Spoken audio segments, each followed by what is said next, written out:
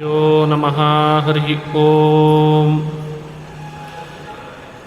जन्माद्यस्य यतोऽन्वयादितरतश्चार्थेष्वभिज्ञस्वराट् तेने ब्रह्महृदायादिकवये मुह्यन्ति यं सूरयः। तेजो वारिमृदां यथा विनिमयो यत्र त्रिसर्गो मृषा धाम्ना स्वेन सदा निरस्तकुहकं सत्यं परं धीमहि। सृष्टिस्थित्यप्ययेहा नियतिदृशितमो बन्धमोक्षाश्च यस्मात् अस्य श्रीब्रह्मरुद्रप्रभृतिसुरनरद्वीषशत्रुआत्मकस्य विष्णोर्व्यस्ताः समस्ताः सकलगुणनिधिः सर्वदोषव्यपेतः पूर्णानन्दो व्ययो यो गुरुरपि परमः चिन्तयेतं महान्तं। नारायणं नमस्कृत्य नरं चैव नरोत्तमं देवीं सरस्वतीं व्यासं ततो जयमुदीरयेत्। अभ्रमं भङ्गरहितम् अजडं विमलं सदा आनन्दतीर्थमतुलं भजे तापत्रयापहम्। यं प्रव्रजन्तमनुपेतमपेतकृत्यं द्वैपायनो विरहकातराजुहाव पुत्रेति तन्मयतया तरवोऽपि नेदुः तं सर्वभूतहृदयं निमानतोऽस्मि। मूकोऽपि यत्प्रसादेन मुकुन्दशयनायते राजराजायते रिक्तो राघवेन्द्रं तमाश्रये। आपादमौलिपर्यन्तं गुरूणामाकृतिं स्मरेत् तेन विघ्नाः प्रणश्यन्ति सिद्ध्यन्ति च मनोरथाः। स्वस्त्यस्तु अशेषसतां सन्मङ्गलानि भवन्तु। ಶ್ರೀ ಹರಿವಾಯು ಗುರುಗಳ ಚರಣಾರವಿಂದಗಳಲ್ಲಿ ಭಕ್ತಿಪೂರ್ವಕ ಪ್ರಣಾಮಗಳನ್ನು ಅರ್ಪಿಸಿ ಶ್ರೀಮದ್ ಭಾಗವತ ಮಹಾಪುರಾಣದ ಪಂಚಮ ಸ್ಕಂಧದಲ್ಲಿ ಭರತನ ಚರಿತ್ರೆಯನ್ನು ಶ್ರವಣ ಮಾಡ್ತಾ ಬರ್ತಾ ಇದ್ವಿ. ಅಪಿತು ಮಹದ್ ಅಭಿಚಾರಾತಿಕ್ರಮ ಆತ್ಮನೇ ಫಲತಿ ಅಂತ ಬಂತು. ಒಬ್ಬ ಮಹಾತ್ಮನನ್ನು ನಾವೇನಾದರೂ ದ್ರೋಹ ಮಾಡಲಿಕ್ಕೆ ಹೋದರೆ ಅದಕ್ಕೆ ಪ್ರತಿಯಾಗಿ ನಮಗೆ ತಿರುಗುಬಾಣ ಆಗ್ತದೆ ಅಂತ. ಆತ ರಕ್ಷತೀತ್ಯೇವ ವಿಶ್ವಾಸ, ಭಗವಂತ ನನ್ನನ್ನು ರಕ್ಷಣೆ ಮಾಡ್ತಾನೆ ಅನ್ನೋ ವಿಶ್ವಾಸದಲ್ಲಿದ್ದ. ಅವನನ್ನು ಭದ್ರಕಾಳಿಗೆ ಬಲಿ ಕೊಡ್ತೇನೆ ಅಂತ ಹೋಗಿ ರಾಜ ತನ್ನ ರುಂಡನೆ ಕತ್ತರಿಸ್ಕೊಳ್ಳೋ ಹಾಗಾಯಿತು ಅಂತ ಕಥೆ ಹೇಳಿದರು. ಅದಾದ ಮೇಲೆ ಭರತನ ಚರಿತ್ರೆ, ಜಿಂಕೆ ಮೇಲೆ ಮಾಡಿದ ವ್ಯಾಮೋಹದಿಂದ ಮರುಜನ್ಮದಲ್ಲಿ ಜಿಂಕೆ ಜನ್ಮ ಪಡೆದ. ಹಾಗಾಗಿ ಮನುಷ್ಯ ಪ್ರಾಣಿಗಳ ಮೇಲೆ, ಪಶು ಪಕ್ಷಿಗಳ ಮೇಲೆ ಅಥವಾ ಇನ್ನಿತರ ವಸ್ತುಗಳ ಮೇಲೆ ಅತಿಯಾದ ವ್ಯಾಮೋಹ ಮಾಡಬಾರ್ದು ಅಂತನ್ಲಿಕ್ಕೆ ಎಚ್ಚರಿಕೆಯನ್ನು ಕೊಡ್ತು ಭಾಗವತ. ಎಷ್ಟೆಷ್ಟು ಮನುಷ್ಯ ವ್ಯಾಮೋಹ ಮಾಡ್ತಾನೆ, ಜನ್ಮಾಂತರಗಳಲ್ಲಿ ಅದಕ್ಕೆ ತಕ್ಕಂತೆ ಜನ್ಮಗಳನ್ನು ಪಡಿಬೇಕಾಗ್ತದೆ. ಆದರೆ ಆತನಿಗೊಂದು ಜನ್ಮಾಂತರದ ಸ್ಮರಣೆ ಇದ್ದದ್ರಿಂದ, ಜಿಂಕೆ ಜನ್ಮ ಬಂದಾಗಲೂ ಹಿಂದಿನ ಜನ್ಮದ ಸ್ಮರಣೆ ಇದ್ದದ್ರಿಂದ ದೇವರನ್ನು ಪ್ರಾರ್ಥನೆ ಮಾಡಿ ಮಾಡಿ ಪುನಃ ಮನುಷ್ಯ ಜನ್ಮಕ್ಕೆ ಬಂದ.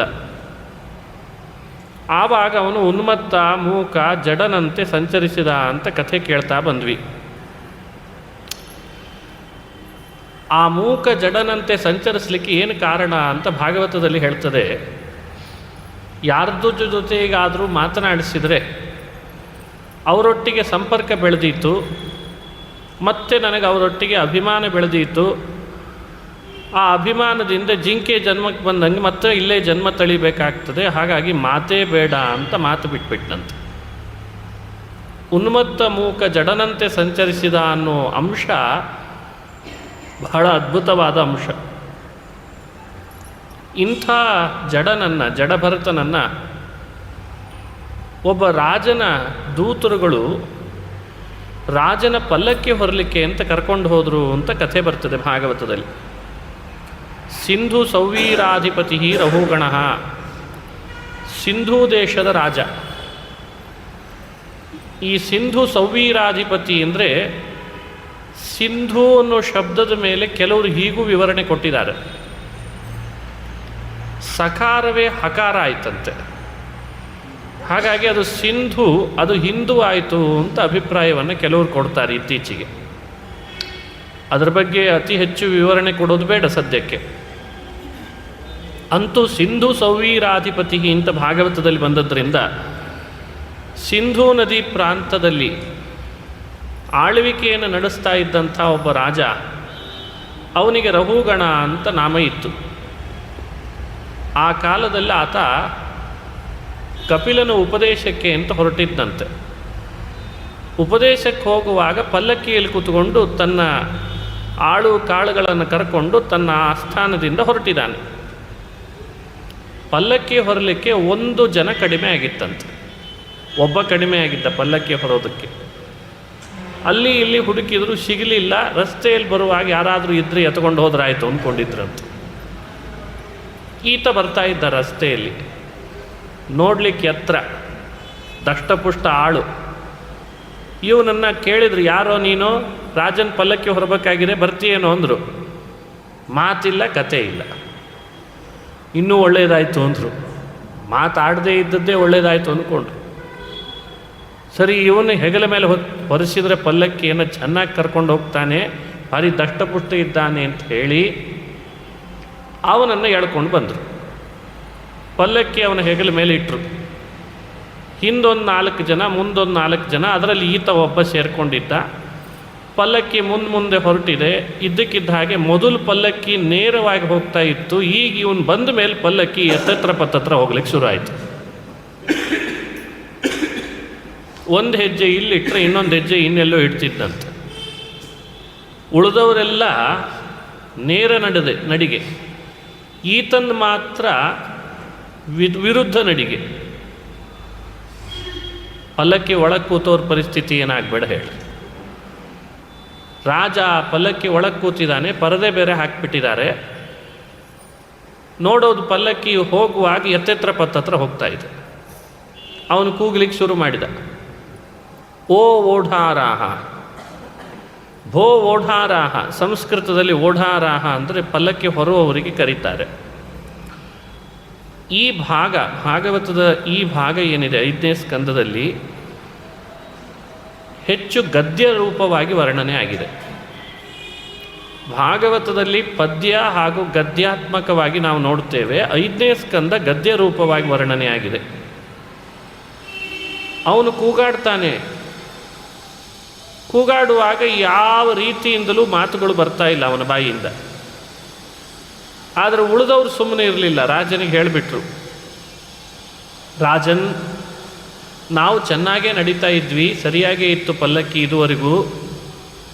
ಈಗ ಹೊಸದಾಗಿ ಒಬ್ಬ ಬಂದು ಸೇರಿಕೊಂಡಲ್ಲ ನಮ್ಮೊಳಗೆ, ಅವನಿಂದ ಈ ಪಲ್ಲಕ್ಕಿ ಹೀಗಾಗ್ತಾ ಇದೆ ಅಂತಂದ್ರಂತ. ಅಯಂ ಸಾಂಸರ್ಗಿಕೋ ದೋಷ. ಸಾಂಸರ್ಗಿಕ ದೋಷ ಅಂದರೆ ಸಂಬಂಧದಿಂದ ಉಂಟಾಗ್ತಾ ಇರುವ ದೋಷ ಇದು. ಹಾಗಾಗಿ ಇದು ನಮ್ಮಿಂದ ಆಗ್ತಾ ಇರೋದಲ್ಲ, ಸಾಂಸರ್ಗಿಕ ದೋಷ. ಅವನು ಸೇರಿಕೊಂಡು ಸರಿ ನಡೀತೇ ಇಲ್ಲ, ಆದ್ದರಿಂದ ಆಗ್ತಾ ಇದೆ ಅಂತ ಅವನ್ನೇ ಬೈದಂತೆ.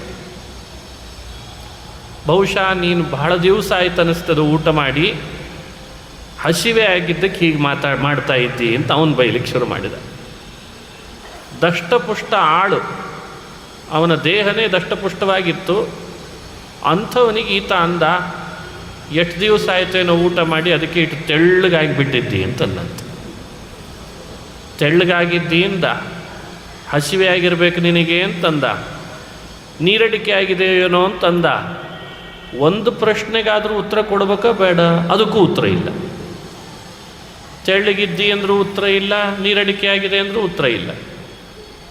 ಹೀಗೆ ಮುಂದೆ ಹೋಗ್ತಾ ಇದೆ, ಸರಿ ದಾರಿಯಲ್ಲಿ ಹೋಗ್ತಿಲ್ಲ. ಒಳಗೆ ಕೂತ ರಹುಗಣನಿಗೆ ಮತ್ತಷ್ಟು ಸಿಟ್ಟು ಬಂತು. ಸಿಟ್ಟು ಬಂದು ಹೇಳ್ತಾನೆ, ನಾನು ಈ ದೇಶದ ಈ ಪ್ರಾಂತದ ರಾಜ, ಇಲ್ಲಿರೋರೆಲ್ಲ ನನ್ನ ಆಳುಗಳು, ನಾನು ಹೇಳ್ದ ಹಾಗೆ ಕೇಳಬೇಕು. ಹೀಗೆ ನೀನು ಮುಂದುವರಿಸಿದಿ ಅಂದರೆ ನಿನಗೆ ಶಿಕ್ಷೆ ಹಾಕ್ತೇನೆ ನೋಡು ಅಂತ ಕೂಗಿದ್ದಂತೆ. ಅದಕ್ಕಾದರೂ ಉತ್ತರ ಕೊಡಬೇಕು, ಅದಕ್ಕೂ ಉತ್ತರ ಇಲ್ಲ. ಮತ್ತೆ ಪಲ್ಲಕ್ಕಿ ಹಾಗೆ ಹೋಗ್ತಾ ಇದೆ. ಸಾಕಾಗೋಯ್ತು ರಘುಗಣರಾಜನಿಗೆ, ಯಾಕಾದರೂ ಇವನ ಕಡೆ ಪಲ್ಲಕ್ಕಿ ಹೊರಿಸಿದ್ನು ಅಂತ ಅನ್ನಿಸ್ತಂತ. ಅಂದರೆ ಭಾಗವತ ನಮಗೊಂದು ಸಂದೇಶ ಕೊಡ್ತದೆ. ಭಗವದ್ಭಕ್ತರನ್ನು, ಅಚ್ಛಿನ್ನ ಭಗವದ್ಭಕ್ತರನ್ನು ನಮ್ಮ ಸೇವೆಗೆ ಅಂತ ಉಪಯೋಗಿಸ್ಕೊಂಡ್ರೆ ಅವ್ರು ಯಾವತ್ತೂ ಕೂಡ ನಮಗೆ ಬೇಕಾದ ದಾರಿಯಲ್ಲಿ ಹೋಗಲಿ ಅಂದರೆ ಹೋಗಲ್ಲ ಅಂತ ಅರ್ಥ. ಅವರಿಂದ ಸೇವೆ ತಗೊಳ್ಬೇಕು ಅಂತೀತ, ಅದು ಹೋಗಲ್ಲ.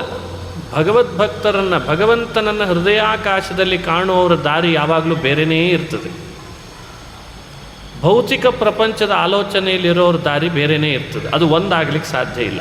ಆ ಟ್ರ್ಯಾಕೇ ಬೇರೆ, ಈ ಟ್ರ್ಯಾಕೇ ಬೇರೆ ಅಂತಂತ.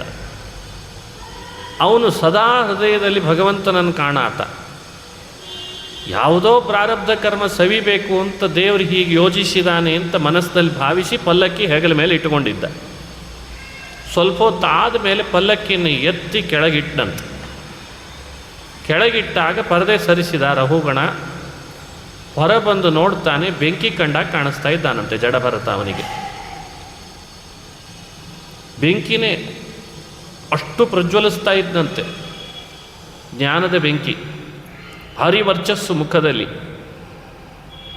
ಆವಾಗ ರಘುಗಣ ರಾಜನಿಗೆ ಇದು ಯಾರೋ ವ್ಯಕ್ತಿನೇ ಬೇರೆ ಇದ್ದಾನಿವನು ಅಂತ ಅನಿಸಿ ಅವನಿಗೆ ನಮಸ್ಕಾರ ಮಾಡಿದ.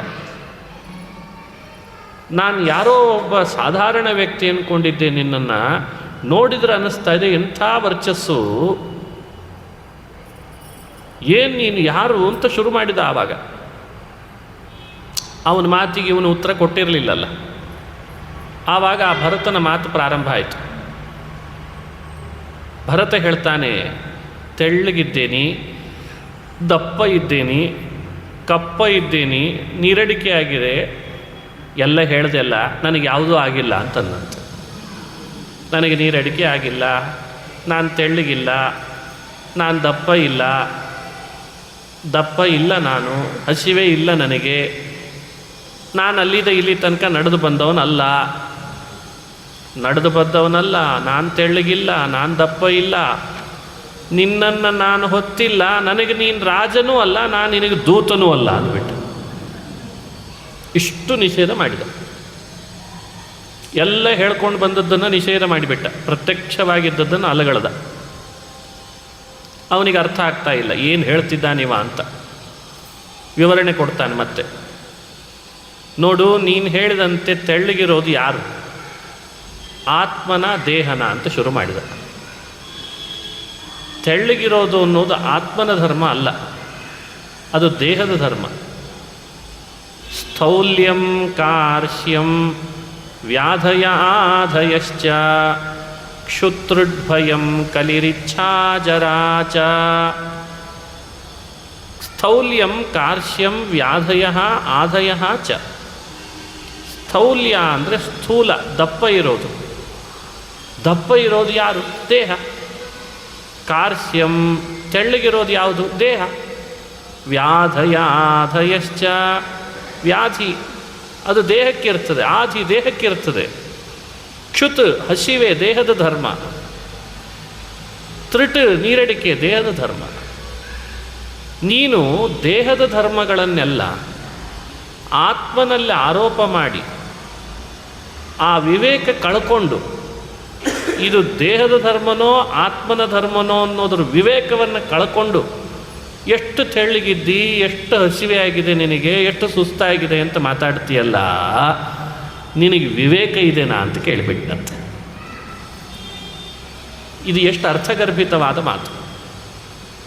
ಈ ಭಾಗವನ್ನು ನಾವು ಮನನ ಮಾಡಿದರೆ, ಭರತ ಹೇಳಿದ ಮಾತುಗಳನ್ನು ಮನನ ಮಾಡಿದರೆ ನಮಗೆ ದೇಹಾತ್ಮ ವಿವೇಕ ಚೆನ್ನಾಗಿ ಅರ್ಥ ಆಗ್ತದೆ.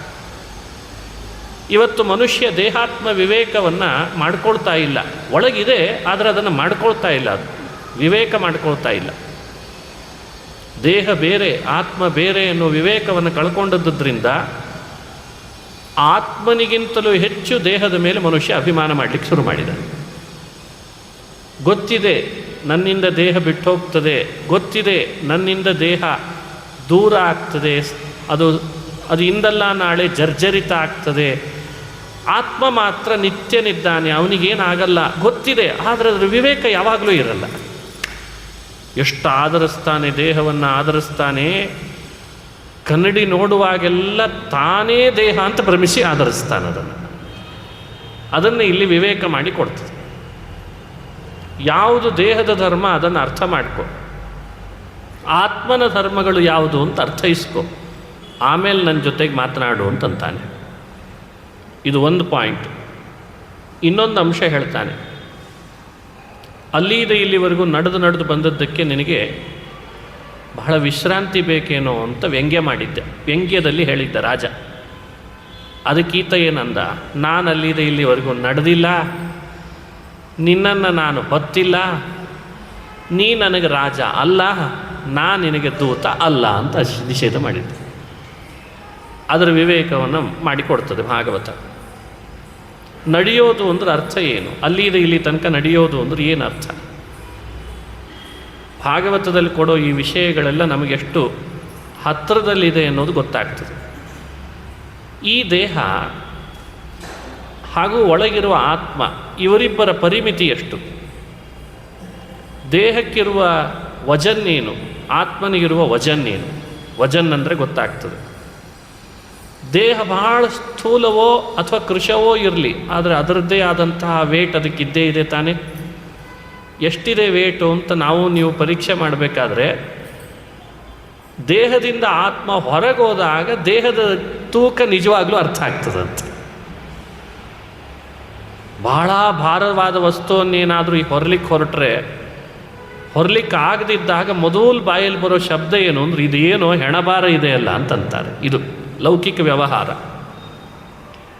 ಅಂದರೆ ಅತೀ ಭಾರದ ವಸ್ತು ಹೆಣ ಅನ್ನೋದು ಲೋಕದಲ್ಲಿ ಅರ್ಥ ಆಗಿದೆ. ಹೆಣ ಎಷ್ಟು ಭಾರ ಅನ್ನೋದು ಆವಾಗಲೇ ಗೊತ್ತಾಗಿರ್ತದೆ. ಆತ್ಮ ಒಳಗಿದ್ದುದರಿಂದಲೇ ಅದರ ನಿಜ ಭಾರ ಎಷ್ಟು ಅಂತ ಈಗ ಕಂಡುಹಿಡಲಿಕ್ಕಾಗಲ್ಲ. ಇದು ಯೋಚನೆ ಮಾಡಿದಾಗ ಪ್ರತಿಯೊಬ್ಬ ತಿಳಿತಾನೆ. ಅದಕ್ಕೆ ಹೇಳ್ದ, ಹೆಣಭಾರ ಅಂದರೆ ದೇಹ ಎಷ್ಟು ಭಾರ, ಒಳಗೆ ಆತ್ಮನಿದ್ದಾನೆ. ಒಳಗಿರುವಂಥ ಆತ್ಮ ಎಷ್ಟಿದ್ದಾನೆ? ನಾವು ನೀವುಗಳೆಲ್ಲ ಎಷ್ಟಿದ್ದೇವೆ? ಅದಕ್ಕೆ ವೇದವ್ಯಾಸರು ಬ್ರಹ್ಮಸೂತ್ರದಲ್ಲಿ ತೀರ್ಮಾನ ಮಾಡಿದ್ರು ಈ ವಿಷಯವನ್ನು. ಓಂ ಜ್ಞೋತ ಏವ ಓಂ ಅಣುಶ್ಚ ಅಂತಂತಾರೆ. ಆತ್ಮನ ಪರಿಮಿತಿ ಅತ್ಯಂತ ಅಣು ಅಂತ. ಎಷ್ಟಣು ಇದ್ದೇವೆ ಅಂತ ಒಬ್ಬರು ವಿವೇಕ ಕೊಡ್ತಾರೆ ಮಹಾನುಭಾವರು. ಕುದುರೆ ಬಾಲದ ಕೊನೇ ಒಂದು ತುದಿಯನ್ನು ಮಾಡಿಕೊಳ್ಬೇಕಂತ. ಅಂದರೆ ಎಷ್ಟು ಕೊನೆನೋ ಅಷ್ಟು ಕೊನೆ, ಮತ್ತದಕ್ಕಿಂತ ಕೊನೆ ಬೇಡ, ಅಷ್ಟು ಕೊನೆಯನ್ನು ಒಂದು ತುಂಡಿಟ್ಟುಕೊಂಡ್ರೆ ಅದರಲ್ಲಿ 1000 ಭಾಗ ಮಾಡಿದರೆ ಆ 1000 ಭಾಗದ ಒಂದು ಭಾಗವನ್ನು ತಗೊಂಡು ಅದನ್ನು 100 ಭಾಗ ಮಾಡಿದರೆ ಅದರೊಳಗಿರೋ ಒಂದು ಪರಿಮಿತಿ ಜೀವನ ಪರಿಮಿತಿ ಅಂತ ಒಂದು ವಿವರಣೆ ಕೊಟ್ಟಿದ್ದಾರೆ. ಈ ವಿವರಣೆ ಕೊಟ್ಟಿದ್ದರಿಂದಲಾದರೂ ಆತ್ಮನ ಪರಿಮಿತಿ ಎಷ್ಟು ಅಣು ಇದ್ದಾನೆ ಎನ್ನುವುದು ನಮಗೆ ಅನುಸಂಧಾನಕ್ಕೆ ಬರ್ತದಲ್ಲ. ಇಷ್ಟಣುವಾದ ಆತ್ಮನ ಮೇಲೆ ಹೊರಲಿಕ್ಕಾಗದಷ್ಟು ಭಾರ ಇರೋ ದೇಹವನ್ನು ಹೇಗೆ ಹೊದಿಸಿದೆ ಯೋಚಿಸಿದ್ವಿ ನಾವು ಯಾವತ್ತಾದರೂ? ಮತ್ತು ಹಾರಾಡ್ತೇವಲ್ಲ, ಬಾ ಬಾ ಬಾ ಬಾ ಬಾ, ನಾನು ನಡಿತೀನಿ, ನಾನು ಕೂಡ್ತೀನಿ, ನಾನು ನಿಲ್ತೀನಿ, ನಾ ಮಾಡ್ತೀನಿ. ಏನು ಮಾಡ್ತೀನಿ ನಡೆ ಬರೋಕ್ಕೆ? ಅರೆ ಆತ್ಮನಿರೋದೇ ಇಷ್ಟು. ಹಾಗಾದರೆ ಇಷ್ಟು ಭಾರಭೂತವಾದ ದೇಹವನ್ನು ಹೊತ್ತವನು ಯಾರು? ಒಂದು ಕಾಮನ್ ಸೆನ್ಸ್ ಯೋಚನೆ ಇದೆ ಅಷ್ಟೇ. ಭಾಳ ದೊಡ್ಡ ಶಾಸ್ತ್ರ ಆಮೇಲೆ ಯೋಚನೆ ಮಾಡೋಣ, ಒಂದು ಸಾಮಾನ್ಯ ವ್ಯವಸ್ಥೆ ಯೋಚನೆ ಮಾಡೋಣ. ಆದರೂ ಇಷ್ಟು ಭಾರಭೂತವಾದ ದೇಹ ಆತ್ಮ ಹೊತ್ತು ನಡೀತಿದ್ದಾನೆ, ನೋಡ್ತಿದ್ದಾನೆ, ಕೂಡ್ತಿದ್ದಾನೆ, ಏನೆಲ್ಲ ಕಾರ್ಯಗಳನ್ನು ಮಾಡ್ತಿದ್ದಾನೆ ಅಂದರೆ ಇದರ ಹಿಂದೆ ಇರುವ ರಹಸ್ಯ ಏನು? ಅದನ್ನು ಹೇಳಿದ ಭರತ. ನೋಡಿ, ಈ ದೇಹದ ಭಾರವನ್ನು ಹೊತ್ತವನು ಆತ್ಮನಲ್ಲ, ದೇಹದ ಭಾರ ಹೊತ್ತವನು ಪರಮಾತ್ಮ ಅಂತ ಹೇಳಿದ್ನಂತೆ. ಅದಕ್ಕೆ ಅವನಿಗೆ ಭಾರಭೃತ ಅಂತ ನಾಮ ಇದೆ. ಸಹಸ್ರನಾಮದಲ್ಲಿಯೂ ಕೂಡ ಈ ನಾಮವನ್ನು ಕೇಳ್ತೀವಿ. ಭಾರಭೃತ್ ಕಥಿತೋ ಯೋಗಿ ಯೋಗೀಶ ಸರ್ವಕಾಮದಃ ಆಶ್ರಮಶ್ರಮಣ ಕ್ಷಾಮ ಸುಪರ್ಣೋ ವಾಯುವಾಹನ. ಭಾರಭೃತ್ ಕಥಿತ.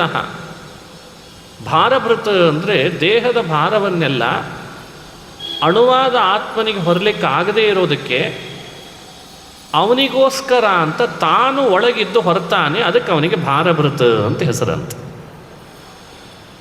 ಜಗನ್ನಾಥದಾಸರು ಭಾರಭೃತ್ ನಾಮಕನಾಗಿ ಭಗವಂತ ಎಲ್ಲಿದ್ದಾನೆ ಅಂತ ವಿವರಣೆ ಕೊಡುವಾಗ ಪಾದದ ಅಂಗುಷ್ಠದಲ್ಲಿದ್ದಾನೆ ಅಂತ ಸ್ಪಷ್ಟೀಕರಣ ಕೊಟ್ಟಿದ್ದಾರೆ. ನಮ್ಮ ದೇಹದ ಕಾಲಿನೊಳಗಿರುವ ಅಂಗುಷ್ಠ ಅಂತ ಮೊದಲನೇ ಬೆರಳೇನಿದೆ, ದಪ್ಪ ಬೆರಳು, ಅಲ್ಲಿ ಭಗವಂತ ಭಾರಭೃತ ಅನ್ನೋ ರೂಪದಿಂದ ಇದ್ದಾನಂತೆ. ನೀವು ಅಬ್ಸರ್ವ್ ಮಾಡಿರ್ಬೋದು, ಯಾರ ದೇಹದೊಳಗೆ ಹೆಬ್ಬೆರಳು ಕತ್ತರಿಸ್ತಾರೆ, ಏನೋ ಸಮಸ್ಯೆ ಆಗಿಯೋ ಅಥವಾ ಇನ್ನೇನೋ ಆಗಿಯೋ ಹೆಬ್ಬೆರಳು ಇಲ್ಲ ಅಂತಾದರೆ ಅವನಿಗೆ ನಡಿಗೆಗೆ ಅವಕಾಶ ಇರಲ್ಲ. ಯಾಕಂದರೆ ಇಡೀ ದೇಹದ ಭಾರವನ್ನು ಹೆಬ್ಬೆರಳು ಹೊತ್ತಿರ್ತದಂತೆ. ಹೆಬ್ಬೆರಳು ತೆಗೆದ್ರೆ ಬಾಡಿ ಬ್ಯಾಲೆನ್ಸ್ ಆಗಲ್ಲ. ಅಷ್ಟು ಅದ್ಭುತವಾದ ಸೃಷ್ಟಿ ಭಗವಂತದ್ದು. ಎಂದಾದರೂ ನಾವು ಹೆಬ್ಬೆರಳಿನ ಬಗ್ಗೆ ಯೋಚಿಸಿದ್ದೇವ? ಅದು ಇರೋದು ಇಷ್ಟದ. ಮತ್ತು ನೋಡಿದ್ರೆ ಅದು ನಮ್ಮ ದೇಹದ ನಮ್ಮ ಹೆಬ್ಬೆರಳು ಇರೋದು ಇಷ್ಟ ಆಗ್ತದ, ಆದರೆ ಇಡೀ ದೇಹದ ಭಾರವನ್ನು ಅದು ಬ್ಯಾಲೆನ್ಸ್ ಮಾಡ್ತಿರ್ತದೆ. ಅದು ಮಾಡ್ತದ? ಅದರೊಳಗಿರುವ ಭಾರಭೃತ್ ನಾಮಕನಾದ ಭಗವಂತ ಮಾಡ್ತಾನ. ಭಾರಭೃತ ಅನ್ನೋ ಭಗವದ್ ರೂಪ ಮಾಡ್ತದೆ ಅಂತ ಅಭಿಪ್ರಾಯ. ಇದನ್ನು ವಿವರಣೆ ಕೊಟ್ಟ. ನಮ್ಮ ದೇಹದ ಭಾರನೇ ನಾವು ಹೊರದೇ ಇದ್ದಾಗ ನಮ್ಮೊಳಗಿರುವ ಭಾರಭೃತ್ ನಾಮಕನಾದ ಭಗವಂತ ಮಾಡ್ತಿರ್ತಾನೆ. ಆದ್ದರಿಂದ ನೀನೇನಂದಿ, ಅಲ್ಲಿದ ಇಲ್ಲಿದ ನಡೆದು ಬಂದಿಯಲ್ಲ, ಅದಕ್ಕೆ ನಿನಗೆ ಸುಸ್ತಾಗಿದೆ ಅಂದರೆ ನಾ ನಡೆದಿಲ್ಲ. ನಡೆದವನು ಯಾರೋ ಬೇರೆ, ನಾನು ನಡೆದದ್ದಲ್ಲ. ನಡೆದವನು ಅವನೊಟ್ಟಿಗೆ ನನ್ನನ್ನು ಕರ್ಕೊಂಡು ಬಂದ ಅಷ್ಟೆ. ನಾನು ಹೊತ್ತಿಲ್ಲ ನಿನ್ನ. ಪಲ್ಲಕ್ಕಿ ಹೊರ್ತಿದ್ನಲ್ಲ ಇವನು, ಅದಕ್ಕೆ ಆತ ಅಂತಾನೆ ಭರತ, ನಾನು ಹೊತ್ತಿಲ್ಲ ನಿನ್ನ. ನೀ ನನಗೆ ರಾಜ ಅಲ್ಲ, ನಾನು ನಿನಗೆ ದೂತ ಅಲ್ಲ. ಅವನಿಗೆ ಅಭಿಮಾನ ಇತ್ತು, ನಾನು ಸಿಂಧೂ ದೇಶದ ರಾಜ ಅಂತ. ಅದಕ್ಕೆ ಈತ ಹೇಳ್ತಾನೆ, ರಾಜ ಯಾರಾಗ್ತಾನೆ? ರಾಜ ಅಂತ ಆಗಬೇಕಾದ್ರೆ ಅಧಿಕಾರದ ವ್ಯವಸ್ಥೆಗಳು ಸಾರ್ವಕಾಲಿಕವಾಗಿರಬೇಕು. ನೀನು ಮೊನ್ನೆ ಆಗಿರ್ದಿ, ಇಂದಲ್ಲ ನಾಳೆ ಹೋಗೋದು ಇದೆ ನಿಂದು. ಹಾಗಾದರೆ ನೀನು ಹೇಗೆ ರಾಜನಾದ? ಯಾರ ಕೈಯಲ್ಲಿ ಆಡಳಿತ ಶಾಶ್ವತವಾಗಿರ್ತದೋ ಅವನು ನಿಜವಾದ ರಾಜ. ಅವನ ಸನ್ನಿಧಾನ ನಿನ್ನೊಳಗೆ ಬಂದದ್ದಕ್ಕೆ ನೀನು ಔಪಾಧಿಕ ರಾಜ, ಅಂದರೆ ತಾತ್ಕಾಲಿಕ ರಾಜ. ತಾತ್ಕಾಲಿಕ ರಾಜನಿಗೂ ಯಾವಾಗಲೂ ಎಲ್ಲವನ್ನೂ ಆಡಳಿತ ನೋಡಿಕೊಳ್ಳುವ ಶಾಶ್ವತನಾದ ರಾಜನಿಗೂ ವ್ಯತ್ಯಾಸ ಇದೇನೋ ಇಲ್ಲೋ? ನಾನು ಅವನಿಗೆ ದೂತ, ನಿನಗಲ್ಲ ಅಂತಂದ. ಅದಕ್ಕೇನು ಈ ಅಂತರಾರ್ಥ ಇಟ್ಕೊಂಡು ಮಾತನಾಡ್ತಾ ಇದ್ದಾನೆ ನೋಡಿ. ಇದಿಷ್ಟರ ಸಾರ ಏನು ಅಂದರೆ, ತುಂಬ ದೀರ್ಘವಾದ ವಿಷಯ. ಅದರದ್ದು ಸಾರ ಏನು ನನಗೆ ತಿಳಿದಂತೆ, ಮೊದಲು ದೇಹ ಬೇರೆ, ಆ ದೇಹಕ್ಕಿಂತಲೂ ಆತ್ಮ ಬೇರೆ, ಆತ್ಮಕ್ಕಿಂತಲೂ ಪರಮಾತ್ಮ ಬೇರೆ ಅನ್ನೋ ವಿವೇಕವನ್ನು ಕೊಟ್ಟದ್ದು ಈ ಭಾಗ ಅಂತ ನಾವು ಚಿಂತನೆ ಮಾಡಬೇಕು. ದೇಹ ಬೇರೆ, ಆತ್ಮ ಬೇರೆ, ದೇಹ ಆತ್ಮರನ್ನು ನಿಯಂತ್ರಣ ಮಾಡುವಂತಹ ಪರಮಾತ್ಮ ಅವನು ಬೇರೆ. ಈ ವಿವೇಕವನ್ನು ಭಾಗವತ ನಮಗೆ ತಿಳಿಸ್ತದೆ ಅಂತ ಅರ್ಥ. ಎಷ್ಟು ಅದ್ಭುತವಾದ ಚಿಂತನೆ. ಅದನ್ನು ಆತನಿಗೆ ಕೊಟ್ಟ. ನೀನು ಕಪಿಲನ ಉಪದೇಶಕ್ಕೆ ಹೊರಟಿದ್ದೇನೆ ಎಂದೆಲ್ಲೋ ರಾಜ, ಹೋಗು ಬೇಡ ಅನ್ನಲ್ಲ. ಆದರೆ ಕಪಿಲ, ನೀನು ಪಲ್ಲಕ್ಕಿಯಲ್ಲಿ ಬಂದಿದೀಯಾ, ಸೈನ್ಯ ಕರ್ಕೊಂಡು ಬಂದಿದೀಯಾ, ಆಳು ಕಾಳುಗಳನ್ನು ಕರ್ಕೊಂಡು ಬಂದಿದೀಯಾ, ಅದನ್ನು ನೋಡಿ ನಿನಗೆ ಕಪಿಲ ಉಪದೇಶ ಮಾಡ್ತಾನ ಅಂತ ಕೇಳಿದ್ದಂತೆ. ಅವ ತಲೆ ಕೆಳಗೆ ಹಾಕಿದ ರಾಜ, ನಂದೇ ತಪ್ಪಾಯಿತು ಅಂದ. ಆವಾಗ ಸ್ತೋತ್ರ ಮಾಡ್ತಾನೆ. ಇವನ ಮಾತುಗಳಲ್ಲಿರುವ ಅಪೂರ್ವವಾದ ತಾತ್ವಿಕ ಅಂಶಗಳು ಸಾತ್ವಿಕನಾದ್ರಿಂದ ರಾಜನಿಗೆ ಅರ್ಥ ಆಗ್ತಾ ಇತ್ತು.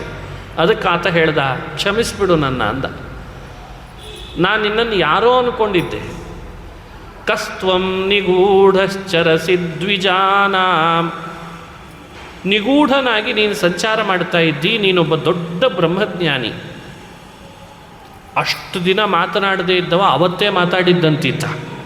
ಇನ್ಯಾರ ಜೊತೆಗೂ ಮಾತೇ ಆಡದೇ ಇದ್ದ ಜಡನಂತೆ, ಉನ್ಮತ್ತನಂತೆ, ಮೂಕನಂತೆ ಪ್ರದರ್ಶನ ಮಾಡ್ತಿದ್ದಾತ ರಹುಗಣನೊಟ್ಟಿಗೆ ಮಾತನಾಡಿದ ಅಂತ ಭಾಗವತ ಹೇಳ್ತದೆ. ಎಷ್ಟು ನಿಗೂಢವಾಗಿ ಸಂಚರಿಸ್ತಾ ಇದ್ದಿ, ನನಗೆ ಅರ್ಥ ಆಗ್ತಾ ಇಲ್ಲ ನಿನ್ನ ಮಾತು. ನಾನು ಕಪಿಲನ ಉಪದೇಶಕ್ಕೆ ಹೊರಟಿದ್ದೆ, ದೇವರೇ ನಿನ್ನನ್ನು ಕಳಿಸ್ಕೊಟ್ಟಿದ್ದಾನೆ, ನೀನೇ ನನಗೆ ಉಪದೇಶ ಮಾಡಿಬಿಡು ತತ್ವ ಅಂತಂದಂತೆ. ನಾನು ಯಾರಿಗೂ ಹೆದರದವನಲ್ಲ ಅಂದ ರಾಜ. ನಾಹಂ ವಿಶಂಕೆ ಸುರರಾಜವಜ್ರಾತ್ ನತ್ರಕ್ಷಶೂಲಾನ್ನಯಮಸ್ಯ ದಂಡಾತ್.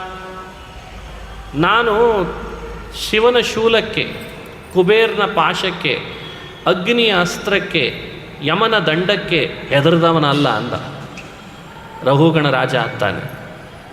ಆದರೆ ಒಬ್ಬರಿಗೆ ಹೆದರ್ತೇನೆ, ನಿಮ್ಮಂಥ ಬ್ರಹ್ಮಜ್ಞಾನಿಗಳಿಗೆ ಹೆದರ್ತೇನೆ ಅಂತಂದಂತೆ. ಇದು ಭಾಗವತದಲ್ಲಿ ಬರುವ ಮಾತು, ಅದು ಸತ್ಯನೂ ಹೌದು. ಇನ್ಯಾವುದಕ್ಕೆ ನಾವು ಹೆದರ್ತೇವೋ ಬಿಡ್ತೇವೋ, ಆದರೆ ಬ್ರಹ್ಮಜ್ಞಾನಿಗಳು ಅಂತಾದಾಗ ನಮ್ಮನ್ನು ನಾವು ಸಂಯಮದಿಂದ ಯಾವತ್ತೂ ಕೂಡ ಅವರೊಟ್ಟಿಗೆ ವ್ಯವಹಾರ ಮಾಡಬೇಕಂತ ಅದನ್ನು ಇಲ್ಲಿ ಹೇಳ್ಕೊಡ್ತಾರೆ. ನಾಹಂ ವಿಶಂಕೆ ಸುರರಾಜ ವಜ್ರಾತ್. ಸುರರಾಜ ವಜ್ರಾತ್ ಅಂದರೆ ಇಂದ್ರನ ವಜ್ರಾಯುಧಕ್ಕೆ ಅಹಂ ನ ವಿಶಂಕೆ, ನಾನೇನು ಹೆದರಲ್ಲ ಅಂತಂತಾನೆ. ನ ತ್ರಕ್ಷಶೂಲಾತ್, ಶಿವನ ಶೂಲಕ್ಕೆ ನ ಅಹಂ ವಿಶಂಕೆ, ನಾನು ಹೆದರಿಲ್ಲ ಅಂತಂದ. ಆದರೆ ಶಂಕೆ ಭೃಶಂ ಬ್ರಹ್ಮ ಕುಲಾವಮಾನಾತ್, ನಿಮ್ಮಂಥ ಬ್ರಹ್ಮಜ್ಞಾನಿಗಳು ಅಂತಂದಾಗ ನನ್ನ ದೇಹ ನಡುಗುತ್ತದೆ, ನಾನು ಹೆದರ್ತೇನೆ ಅಂತ ಆ ರಘುಗಣ ರಾಜ ಭರತನಿಗೆ ಹೇಳ್ತಾನೆ ಅಂತ ಭಾಗ ಬರ್ತದೆ. ಇದು ನಮಗೆ ಕೊಡುವ ಮತ್ತೊಂದು ತಿಳುವಳಿಕೆ. ನಾವು ಯಾರ ಜೊತೆಗೆ ವ್ಯವಹಾರ ಮಾಡ್ತಿದ್ದೇವೆ, ಮಾತುಗಳನ್ನು ಆಡ್ತಿದ್ದೇವೆ ಅನ್ನೋ ವಿವೇಕ ಇಟ್ಕೊಳ್ಬೇಕು. ಬ್ರಹ್ಮಜ್ಞಾನಿಗಳ ಜೊತೆಗೆ ಮಾತನಾಡುವಾಗ ಲೌಕಿಕ ವಿಷಯಗಳನ್ನು ನಾವು ಹೆಚ್ಚು ಯೋಚಿಸಿ ಅವರೊಟ್ಟಿಗೆ ವ್ಯವಹಾರ ಮಾಡಿದರೆ ಅದೆಲ್ಲವೂ ಕೂಡ ಅಪರಾಧ ಅಂತ ಆಗ್ತದಂತೆ. ಆ ಅಪರಾಧಕ್ಕೆ ನಾನು ಹೆದರ್ತೇನೆ ಅಂತಂದ. ನನ್ನಿಂದ ತಪ್ಪಾಯಿತು ಅಂತಂದ. ನನ್ನ ಕ್ಷಮಿಸಿಬಿಡು ಅಂತ ಕೇಳ್ಕೊಂಡ ರಘುಗಣ ರಾಜ, ನನಗೆ ನೀನೇ ತತ್ವೋಪದೇಶ ಮಾಡು ಅಂತ ಬಂದುಬಿಟ್ಟೆ. ಸರಿ, ಕಾಲ ಪಕ್ವವಾಗಿದೆ ಅಂತ ಭಾವಿಸಿ ರಘುಗಣ ರಾಜನಿಗೆ ಒಂದು ತತ್ವ ಹೇಳ್ತೇನೆ ಅಂತ ಒಂದು ಕಥೆ ಹೇಳಿದ್ನಂತೆ. ಆ ಕಥೆಯನ್ನು ವಿವರಣೆ ಮಾಡ್ತದೆ ಭಾಗವತ. ಒಬ್ಬ ಶ್ರೀಮಂತ ವ್ಯಾಪಾರಿ ಇದ್ದಂತೆ. ಒಂದಿಷ್ಟು ಹಣ ಸಂಪಾದನೆ ಮಾಡಿದ, ಗಂಟು ಕಟ್ಟಿಕೊಂಡು ಒಂದೂರಿನಿಂದ ಇನ್ನೊಂದು ಊರಿಗೆ ಹೊರಟ. ಊರಿನಿಂದ ಇನ್ನೊಂದು ಊರಿಗೆ ಹೋಗಬೇಕಾದ್ರೆ ಕಾಡು ದಾರಿ ಬಂತು. ಕಾಡು ದಾರಿಯನ್ನು ಹಿಡದೇ ಅವನು ಪ್ರಯಾಣ ಮಾಡಬೇಕಿತ್ತು. ಕಾಡು ದಾರಿ ಹಿಡಿದು ಪ್ರಯಾಣ ಮಾಡುವಾಗ 6 ಜನ ಕಳ್ಳರು ಬಂದ್ರಂತೆ. ಆ ಕಳ್ಳರು ಅವನ ಹಣವನ್ನೆಲ್ಲ ದೋಚಿಬಿಟ್ರು. ಹಣ ದೋಚಿದ ಮೇಲೆ ಕೈಯಲ್ಲಿ ಹಣ ಇಲ್ಲ, ಗಂಟು ಖರ್ಚಾಗಿ ಹೋಗಿದೆ, ಕಾಡು ದಾರಿ ಬೇರೆ, ದಾಟಲೇಬೇಕು, ಇಲ್ದಿದ್ರೆ ಅವನು ಊರು ಮುಟ್ಲಾರ. ಹಿಂದೆ ಮುಂದೆ ನೋಡ್ತಾನೆ, ಕರಡಿ, ಸಿಂಹ, ಹುಲಿ ವಿಚಿತ್ರ ವಿಚಿತ್ರ ಧ್ವನಿ ಮಾಡ್ತಾವೆ, ಶಬ್ದ ಮಾಡ್ತಾವೆ. ಇವನನ್ನು ಹೆದರಿಸ್ಬೇಕು ಅಂತ ಇವನು ಹಿಂದಿಂದೆ ತಿನ್ಲಿಕ್ಕೆ ಬರ್ತಿದ್ದಾವೆ. ಅಲ್ಲಿಂದ ಓಡ್ಲಿಕ್ಕೆ ಶುರು ಮಾಡಿದಾಗ ಅವನು ರಭಸದಿಂದ ಹೋಗ್ತಾ ಇರುವಾಗ ದಾರಿಯಲ್ಲಿ ಒಂದು ಹಾಳು ಬಾವಿ ಇತ್ತು, ಗೊತ್ತಾಗಲಿಲ್ಲ ಅವನಿಗೆ. ಗೊತ್ತಾಗದೆ ಹಾಳು ಬಾವಿಯಲ್ಲಿ ಬಿದ್ದುಬಿಟ್ಟ. ಹಾಳು ಬಾವಿಯಲ್ಲಿ ಬೀಳುವಾಗ ನೋಡ್ತಾನೆ 100 ಅಡಿ, ಇದು 100 ಅಡಿ ಆಳ. ಕೆಳಗೆ ಹಣಿಕೆ ಹಾಕ್ತಾನೆ, ಒಂದು ದೊಡ್ಡ ಘಟಸರ್ಪ ಬಾಯಿ ತೆಗೆದಿತ್ತಂತೆ. ಬಿದ್ದೆ ಅಂತ ಅನ್ಕೊಂಡ. ಮೇಲಿನಿಂದ ಬಿದ್ದೆ ಅಂತ ಅನ್ಕೊಳ್ಳೋಷ್ಟರಲ್ಲಿ ಅದೇ ಆ ಬಾವಿಯಲ್ಲಿ ಬೆಳೆದಂಥ ಒಂದು ಮರದ ಟೊಂಗೆ ಸಿಕ್ತಂತೆ. ಮರದ ಟೊಂಗೆ ಸಿಕ್ತಲ್ಲ ಅಂತ ಹಿಡ್ಕೊಂಡ. ಆದರೆ ಆ ಟೊಂಗೆ ಮೇಲ್ಗಡೆಯಲ್ಲಿ ಒಂದು ದೊಡ್ಡ ಜೇನುಗೂಡು ಕಟ್ಟಿತ್ತು, ಅದು ಛಿದ್ರ ಆಗಿಬಿಡ್ತಂತೆ. ಜೇನುಗೂಡು ಛಿದ್ರ ಆಗಿ ಜೇನು ನೊಣಗಳೆಲ್ಲ, ಜೇನು ಹುಳಗಳು ಇವನು ಹಿಡ್ಕೊಂಡು ಜೋತಾಡ್ತಾ ಇರುವಾಗ ಇವನನ್ನು ಮೈ ಮುತ್ತಿಬಿಟ್ಟುವಂಥವೆಲ್ಲ. ಕೆಳಗೆ ಬಿದ್ದರೆ ಹಾವಿನ ಬಾಯಿಗೆ, ಅಲ್ಲೇ ಇರೋಣ ಅಂದರೆ ಜೇನು ಹುಳಗಳು ಕಡಿತಾ ಇದ್ದಾವೆ, ಮೇಲೆ ಬರೋಣ ಅಂದರೆ ಕಾಡು ಪ್ರಾಣಿ ಮುತ್ತರಿದ್ದಾವೆ, ಹುಲಿ, ಸಿಂಹ, ಕರಡಿಗಳು.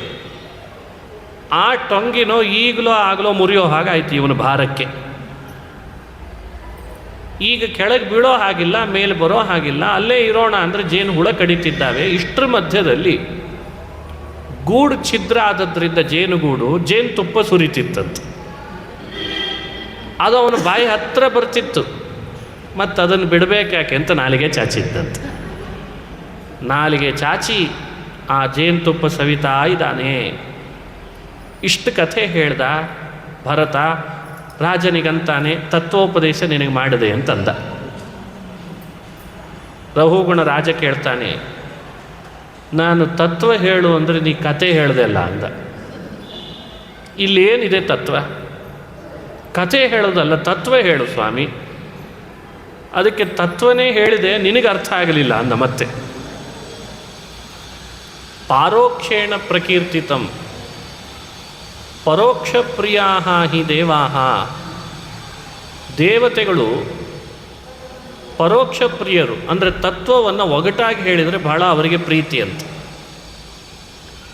ನೇರವಾಗಿ ಹೇಳಿದರೆ ದೇವತೆಗಳು ಇಷ್ಟಪಡಲ್ಲ.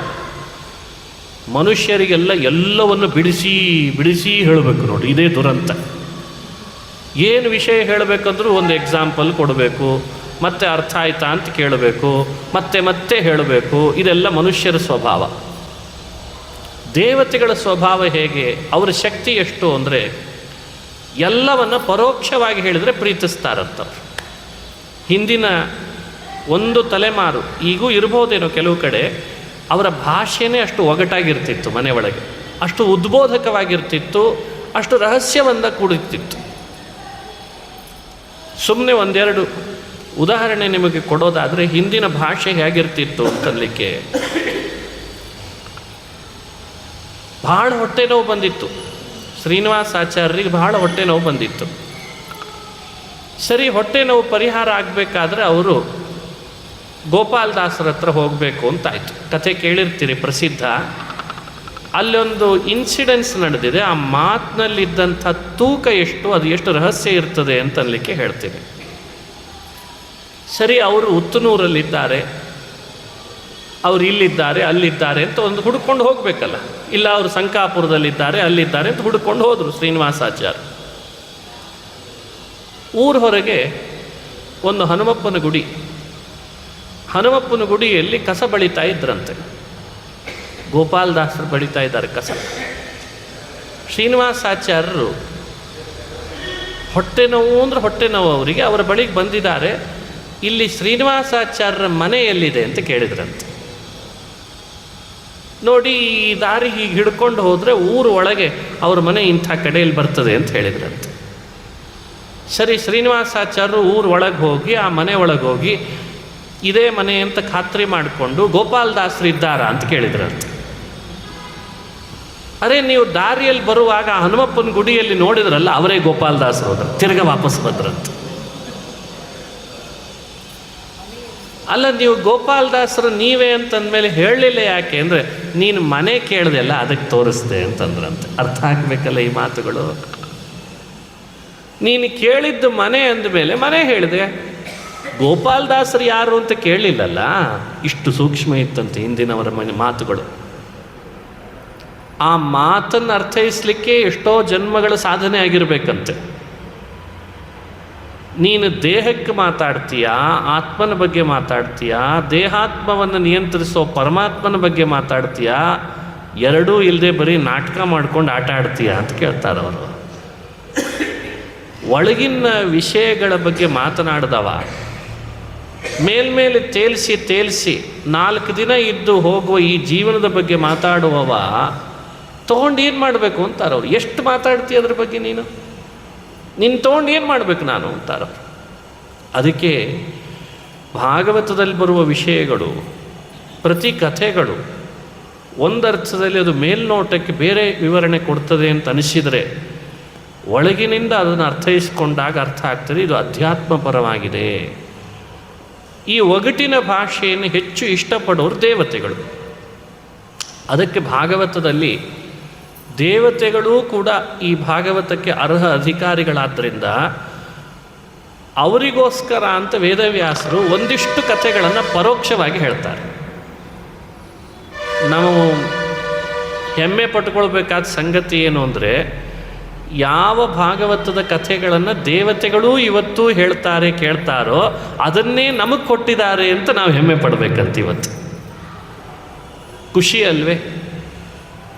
ಅದೇ ನಮ್ಮೂರಿನಲ್ಲಷ್ಟೇ ಈ ಚಾನಲ್ ಬರ್ತದೆ ಅಂದರೆ ಒಂದು ಖುಷಿ, ರಾಜ್ಯವ್ಯಾಪಿಯಾಗಿ ಈ ಚಾನಲ್ ಬರ್ತಾ ಇದೆ ಅಂದರೆ ಇನ್ನೊಂದು ಖುಷಿ, ಇಲ್ಲ ರಾಷ್ಟ್ರವ್ಯಾಪಿ ಈ ಚಾನಲ್ಲು ಅಂದರೆ ಇನ್ನೂ ಖುಷಿ, ಅಂತಾರಾಷ್ಟ್ರ ಮಟ್ಟಿಗೆ ಈ ಚಾನಲ್ ಬರ್ತಾ ಇದೆ ನಾವು ಅದನ್ನು ನೋಡ್ತಾ ಇದ್ದೇವೆ ಅಂದರೆ ಇನ್ನೂ ಖುಷಿ.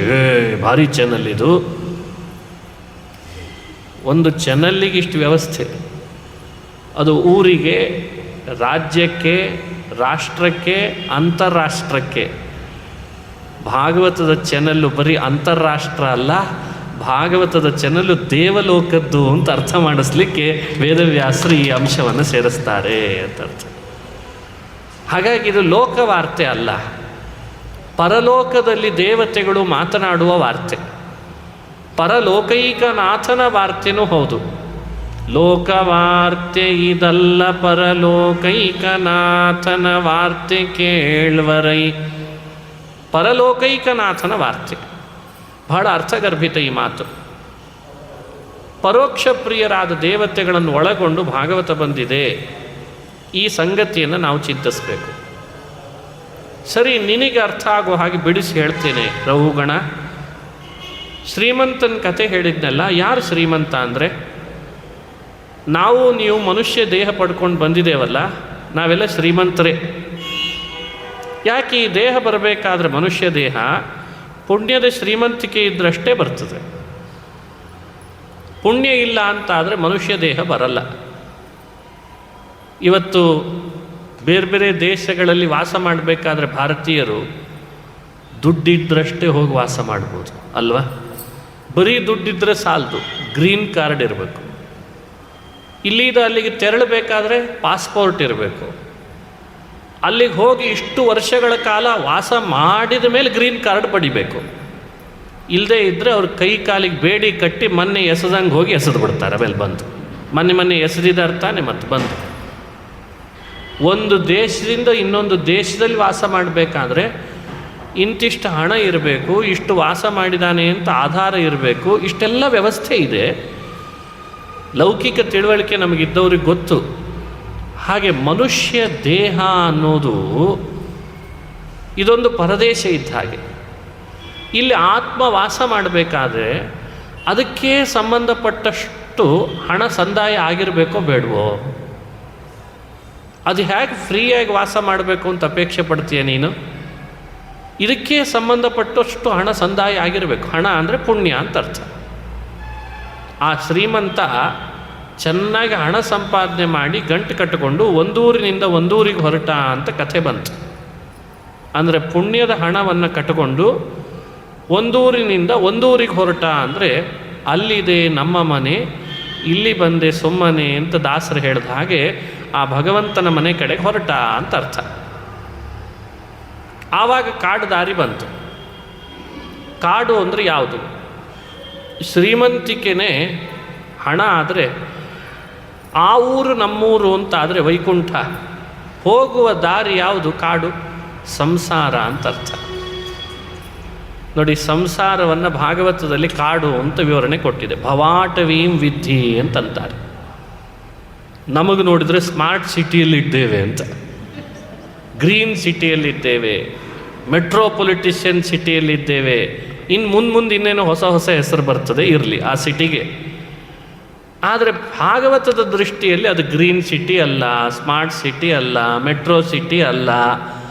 ಭಾಗವತದ ಪ್ರಕಾರ ನಾವು ಕಾಡಿನಲ್ಲಿದ್ದೇವೆ. ಕಾಡಿನಲ್ಲಿರುವ ನಮಗೆ ಕೈ ತುಂಬ ಹಣ ಸಂಪಾದನೆ ಮಾಡಿ ಗಂಟು ಕಟ್ಕೊಂಡಿದ್ವಿ. ದಾರಿಯಲ್ಲಿ ಹೋಗುವಾಗ 6 ಜನ ಕಳ್ಳರು ಎದುರುಗಡೆಗೆ ಬಂದು ದೋಚ್ತಾರೆ ಹಣ ಅಂದರೆ ಅರ್ಥ ಏನು? ಕಾಮ, ಕ್ರೋಧ, ಲೋಭ, ಮೋಹ, ಮದ, ಮಾತ್ಸರ್ಯ.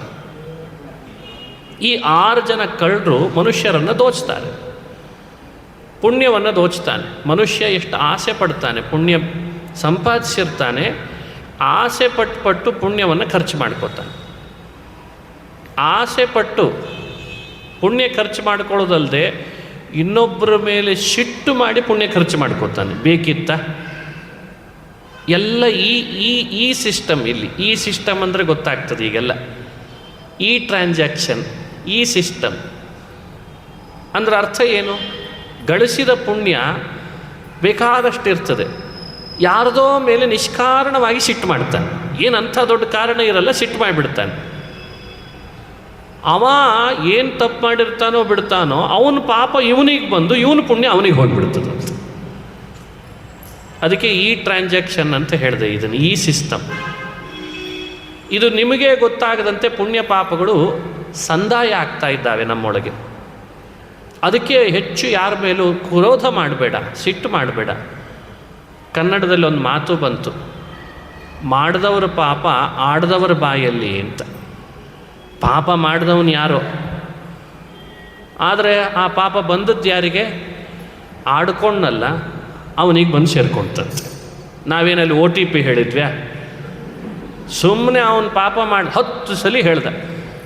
ಏನು ಕೇಳ್ತೀರಿ ಅವ್ರ ಬಗ್ಗೆ, ಎಷ್ಟು ದೊಡ್ಡ ಪಾಪ ಮಾಡಿದ್ದಾರೆ ಅವ್ರ ಮನೆಯೊಳಗೆ ಅಂತ. ಇವ ಹೇಳಿ ಹೇಳಿ ಅರ್ಧ ಅವ್ರ ಪಾಪ ಇವ ತೊಗೊಂಡಿರ್ತಾನೆ. ಬೇಕಿತ್ತ ನಿನಗೇನು ಸಂಬಂಧ ಇಲ್ಲ ಅವ್ರ ಪಾಪ, ಅವ್ರ ಪುಣ್ಯ, ಅವ್ರ ಪಾಪ, ಅವ್ರ ವಿಷಯ ಏನೇನೂ ಸಂಬಂಧ ಇಲ್ಲ. ಆದರೆ ಬಾಯಿ ತುಂಬ ಆಡ್ತಾನೆ. ನೋಡಿದ್ರೆ ಅವ್ರು ಹಾಗೆ ಮಾಡಿದರು, ಹೀಗೆ ಮಾಡಿದ್ರು, ಹಾಗೆ ಮಾಡಿದ್ರು. ನಿನಗೆ ಯಾಕೆ ಬೇಕು? ನಿನ್ನ ಪುಣ್ಯ ಎಷ್ಟೋ ಚೂರೋ ಚಾರೋ ಬಂದಿರ್ತದೆ.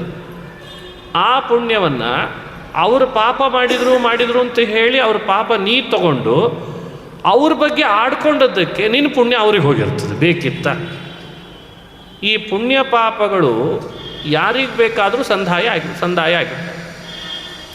ಅದನ್ನೇ ಭಾಗವತ ಹೇಳ್ತದೆ. ಕಾಮ, ಕ್ರೋಧ, ಲೋಭ, ಮೋಹ, ಮದ, ಮಾತ್ಸರ್ಯ ಇವು ಕಣ್ಣಿಗೆ ಕಾಣಲ್ಲ. ನಾವು ಇವುಗಳನ್ನು ಹೆಚ್ಚು ನಮ್ಮೊಳಗೆ ಬರವಾಡ್ಕೊಂಡ್ರೆ ನಮ್ಮ ಪುಣ್ಯವೂ ಕೂಡ ನಮಗೆ ಕಾಣದಂತೆ ಅವು ದೂರ ಹೋಗಿಬಿಡ್ತಾವೆ ಅಂತಂತಾರೆ. ಎಲ್ಲ ಪುಣ್ಯ ಖರ್ಚಾಯಿತು. ಕಾಮದಿಂದ ಒಂದಿಷ್ಟು, ಕ್ರೋಧದಿಂದ ಒಂದಿಷ್ಟು, ಲೋಭದಿಂದ ಒಂದಿಷ್ಟು, ಎಲ್ಲ ಪುಣ್ಯ ಖರ್ಚಾಯಿತು. 6 ಜನ ಕಳ್ಳರು ದೋಚಿದ್ರು ಅಂತಾಯಿತು. ಇನ್ನೇನಿಲ್ಲ ಕೈಯಲ್ಲಿ, ಪುಣ್ಯ ಇಲ್ಲ. ಮತ್ತು ಅಲ್ಲಿದ ಓಡ್ದ ಅಂತ. ಸಂಸಾರದ ಕಾಡಿನಲ್ಲಿ ಮನುಷ್ಯ ಓಡೋದು ಅಂದರೆ ಕಾಲಚಕ್ರ ಕಳೀತದೆ, ಬಹಳ ವೇಗವಾಗಿ ಓಡ್ತದೆ. ಮೊನ್ನೆ ಬಂದಿತ್ತು ಯುಗಾದಿ, ಮತ್ತೊಂದು ಬಂತು ನೋಡ್ರಿ ಅಂತ. ಮೊನ್ನೆ ಬಂದಿತ್ತು ಹುಟ್ಟಿದಬ್ಬ, ಮತ್ತೆ ಬಂತು ನೋಡ್ರಿ ಅಂತ. ಅಂದರೆ ಬರೋ ಹುಟ್ಟಿದಬ್ಬಗಳು, ಬರೋ ಯುಗಾದಿಗಳು ಹೋದದ್ರದ್ದು ಯೋಚನೆಯನ್ನು ಹುಟ್ಟಿಸ್ಬೇಕು. ಅರೆ, ಇಷ್ಟೊಂದು ಬೇಗ ಬರ್ತಾ ಇದೆ ಯುಗಾದಿ, ನನ್ನಿಂದ ಏನು ಸಾಧನೆ ಆಗಲಿಲ್ಲಲ್ಲ ಅಂತ ಎಚ್ಚರಿಸಬೇಕು. ನಮಗದು ಸಂಭ್ರಮ ಆಗಿ ಕೂತ್ಕೊಳ್ಳುತ್ತದೆ. ಆ ಸಂಭ್ರಮಕ್ಕಿಂತ ಮನುಷ್ಯ ಕಳ್ಕೊಂಡದ್ದು ಎಷ್ಟು ಅನ್ನೋ ಯೋಚನೆ ಇಲ್ಲ. ಅದನ್ನು ಎಚ್ಚರಿಸ್ತದೆ ಭಾಗವತ. ಬಹಳ ವೇಗವಾಗಿ ಮನುಷ್ಯ ಗತಿಸ್ತದೆ ಕಾಲ, ಅವನಿಗೆ ಗೊತ್ತಾಗದಂತೆ ಅವರ ಆಯುಷ್ಯ ಓಡ್ತದೆ. ಆಮೇಲೆ ಗೊತ್ತಾಗದೆ ಹಾಳುಬಾವಿಗೆ ಬೀಳ್ತಾನೆ. ಶ್ರೀಮಂತ ಹಾಳುಬಾವಿಗೆ ಬಿದ್ದ ಅಂತ ಕಥೆ ಬಂತು. ಅದರ ಅರ್ಥ ಏನು? ನಾವು ನೀವು ಒಂದಲ್ಲ ಒಂದು ದಿನ ಹಾಳುಬಾವಿಗೆ ಬೀಳೋರೆ. ಬಾವಿ ಯಾವುದು? ಮುಪ್ಪು ಅಂತ ಅರ್ಥ. ಎಂದಾದರೂ ಮುಪ್ಪು ಹೇಳಿ ಬರ್ತದ? ನಾಳೆ ನಿಮ್ಮ ಮನೆಗೆ ಬರೋಣ ಅಂತಿದ್ದೇನೆ, ಬರಲ್ಲ ಅಂತ ಹೇಳಿ ಬರ್ತದ? ಗೊತ್ತಾಗದೆ ಬೀಳ್ತೀವಿ. ಅದು ಯಾವಾಗ ಬೇಕಾದ ಬಂದು ಸೇರ್ಕೊಂಡ್ಬಿಡ್ತದೆ. ನಾವು ಬಿದ್ವಿ. ಕೆಳಗೆ ನೋಡ್ತಾನೆ ಘಟಸರ್ಪ. ವಯಸ್ಸಿದ್ದಾಗ ಸಾಧನೆ ಮಾಡಲಿಲ್ಲಲ್ಲ ಅನ್ನೋ ಕೊರಗೆ ಘಟಸರ್ಪ ಅಂತ ಅರ್ಥ. ಬೇಕಾದಷ್ಟು ಸಶಕ್ತ ನಿದ್ದೆ, ಒಳ್ಳೆ ಬುದ್ಧಿಶಕ್ತಿ, ನೆನಪಿನ ಶಕ್ತಿ ಇತ್ತು, ಆವಾಗ ಸಾಧನೆ ಮಾಡಲಿಲ್ಲ. ಈ ಕೊರಗು ಘಟಸರ್ಪ ಕೆಳಗಡೆ ಎಲ್ಲಿರ್ತದೆ? ಮೇಲ್ಗಡೆ ಕಾಡು ಪ್ರಾಣಿ ಅಟ್ಟಿಸ್ಕೊಂಡು ಬಂದು ಹೆದರಿಸಿರ್ತಾವೆ. ನಂದು ನನಗೆ ಕೊಡು, ನಂದು ನನಗೆ ಕೊಡು, ನಿನ್ನನ್ನು ಹರಿದು ತಿಂತೇವೆ ಅಂತ. ನಮ್ಮ ಸಂಸಾರದಲ್ಲಿ ನಾವು ಅನುಭವಿಸುವ ಈ ಸಮಸ್ಯೆಗಳಿಗೆ ಯಾರೆಲ್ಲ ಹೊಣೆ ಆಗಿರ್ತಾರೆ ನೀವು ನೋಡಿರ್ತೀರಿ. ನಮ್ಮ ಬಂಧುಗಳೇ ಕಾಡು ಪ್ರಾಣಿ ಅಂತ ಅರ್ಥ. ಹೊಸ ರೀತಿಯಲ್ಲಿ ಒಬ್ಬರು ಕರಡಿ, ಒಬ್ಬರು ಹುಲಿ, ಒಬ್ಬರು ಸಿಂಹ. ಏನು ಕೇಳ್ತೀರಿ? ಅವು ಹೆಸರು ಹೇಳಬಾರ್ದು ಅಂತ ಹಿಂಗೆ ಹೇಳಿದೆ ಪುರಾಣ. ಅದು ನಮಗೇ ಗೊತ್ತಾಗ್ತಿರ್ತದೆ. ಅಣ್ಣ, ತಮ್ಮ, ಬಂಧು, ಬಳಗ, ಗಂಡ, ಹೆಂಡತಿ, ಏನೆಲ್ಲ ಸಂಬಂಧಗಳಿದ್ದಾವೆ ಅವೆಲ್ಲ ಹುಲಿ ಸಿಂಹದ ಸಂಬಂಧಗಳಿದ್ದಂಗೆ ಇರ್ತಾವೆ. ಏನು ಅರ್ಥ ಇರಲ್ಲ. ಒಂದು ನರಿನೂ ಇರ್ತದೆ. ಭಾಳ ಮನೆಯೊಳಗೆ ನರಿ ಇರ್ತದೆ. ಭಾರಿ ಠಕ್ಕ ನರಿ ಅಂತ ಕರಿತಿರ್ತಾರೆ. ಭಾರಿ ನರಿಗಳಿರ್ತಾವೆ. ಅದೊಂದು ರೀತಿ ಉಪಾಯ ಮಾಡ್ತದೆ. ಒಂದು ಕಡೆ ಕರಡಿ ಇರ್ತದೆ. ಕರಡಿ ಅಂತೂ ಬೇಡ, ಅದ್ರ ಕಥೆ. ಯಾರು ಮುಖ ಎಲ್ಲರದ್ದು ಮನುಷ್ಯರಿದ್ದಂಗೆ ಇರ್ತದೆ, ಒಳಗೆ ಯಾರು ಏನಿದ್ದಾರೆ ಅಂತ ಪತ್ತೆ ಹಚ್ಚೋದು ಕಠಿಣ ಆಗಿರ್ತದೆ ಅಷ್ಟೇ. ನಮ್ಮದೆಲ್ಲ ಮುಖ ಮನುಷ್ಯರಂಗೆ ಇದೆ, ನಾವೇನು ಕರಡಿ ಮುಖ ಪಡ್ಕೊಂಡಿದ್ದೇವೇನು? ಒಳಗೆ ಏನಾಗಿರ್ತದೆ ಅನ್ನೋದು ಮುಖ್ಯ. ಹಾಗಾಗಿ ಸಂಸಾರದ ಕಾಡಿನಲ್ಲಿ ಪ್ರಯಾಣ ಮಾಡುವವನಿಗೆ ಒಂದಲ್ಲ ಒಂದು ರೀತಿಯಿಂದ ಹುಲಿ, ಸಿಂಹ, ಕರಡಿಗಳು ಅಟ್ಟಿಸ್ಕೊಂಡು ಬರ್ತಾವೆ. ಅಂದರೆ ಬಂಧುಗಳು ಅಟ್ಟಿಸ್ಕೊಂಡು ಬರ್ತಾವೆ. ಅದರಲ್ಲಿ ಏನಾದರೂ ಒಂದಿಷ್ಟು ಒಳ್ಳೆ ಪದವಿನೋ ಹಣನೋ ಸಂಪಾದನೆ ಮಾಡಿದವನಾಗಿಬಿಟ್ರೆ ಜೋರಾಗಿ ಬರ್ತಾರೆ ಹಿಂದೆ. ಏನ್ರಿ ಅವನು ಎಷ್ಟು ಒಳ್ಳೆಯವನಿದ್ದಾನೆ ಅಂದ್ಕೊಂಡಿರಿ ಅಂತ ಅವನು ಹಿಂದಿಂದೆ ಅಡ್ಡಾಡ್ತಿರ್ತಾರೆ, ತೂಗಾಡ್ತಿರ್ತಾರೆ. ಒಂಚೂರು ಹಣ ಸಂಪಾದನೆ ಮಾಡಿದ್ದೇನಾದರೂ ಅವನ ಕೈ ತಪ್ಪಿ ಹೋಯಿತು ಅಧಿಕಾರ ಅಂದರೆ ಯಾರ್ಯಾರು ಹತ್ರ ಬರಲ್ಲ, ಸುಳಿವಿಗೆ ಬರಲ್ಲ. ಉಂಟಾದ ತನ ತಪ್ಪಿ ಬಡತನ ಬಂದರೆ ಒಂಟೆಯಂತೆ ಕತ್ತ ಮೇಲೆತ್ತುವರು ಕಾಡ ಬೆಳದಿಂಗಳು. ಈ ಸಂಸಾರ ಕತ್ತಲೆ ಬೆಳದಿಂಗಳು. ಏರುವ ದಂಡಿಲಿ ನೂರಾರು ಮಂದಿಯರು ಎಲ್ಲ ಹೇಳಿದ್ದಾರೆ ನೋಡ್ರಿ.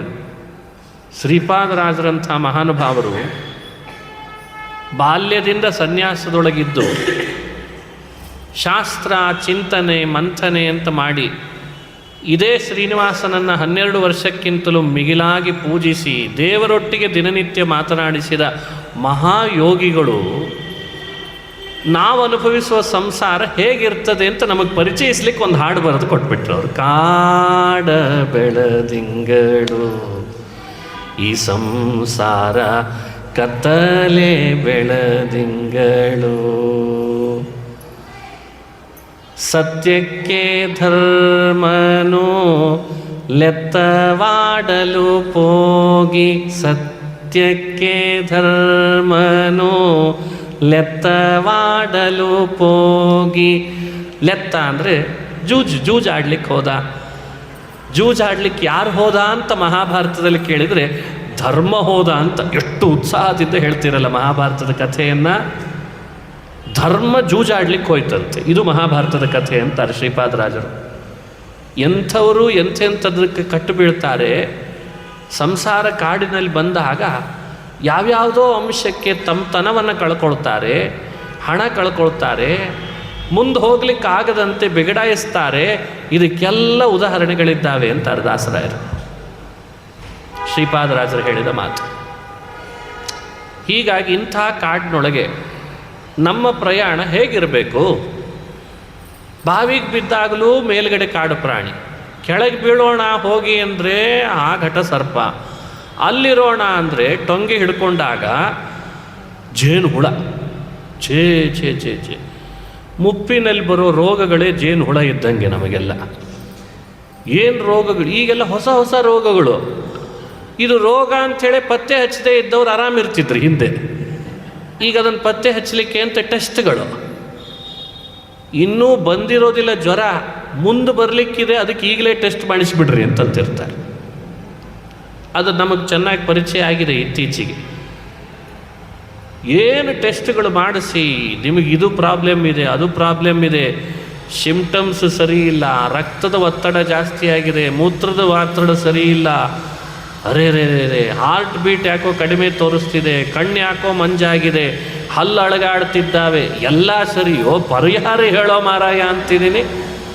ಅದು ನೋಡ್ಬೇಕು, ಅಬ್ಸರ್ವ್ ಮಾಡಬೇಕಾಗ್ತದೆ ಅಂತ. ಇವನು ಹೋದ ಮೇಲೆ ಅಬ್ಸರ್ವ್ ಮಾಡ್ತಾನವ. ಎಲ್ಲ ಸರಿ, ಮುಂದೇನೀಗ ನೊಣ ಮುತ್ರದ ಹಾಗೆ ಮುತ್ತಿರ್ತಾವೆ ರೋಗಗಳು.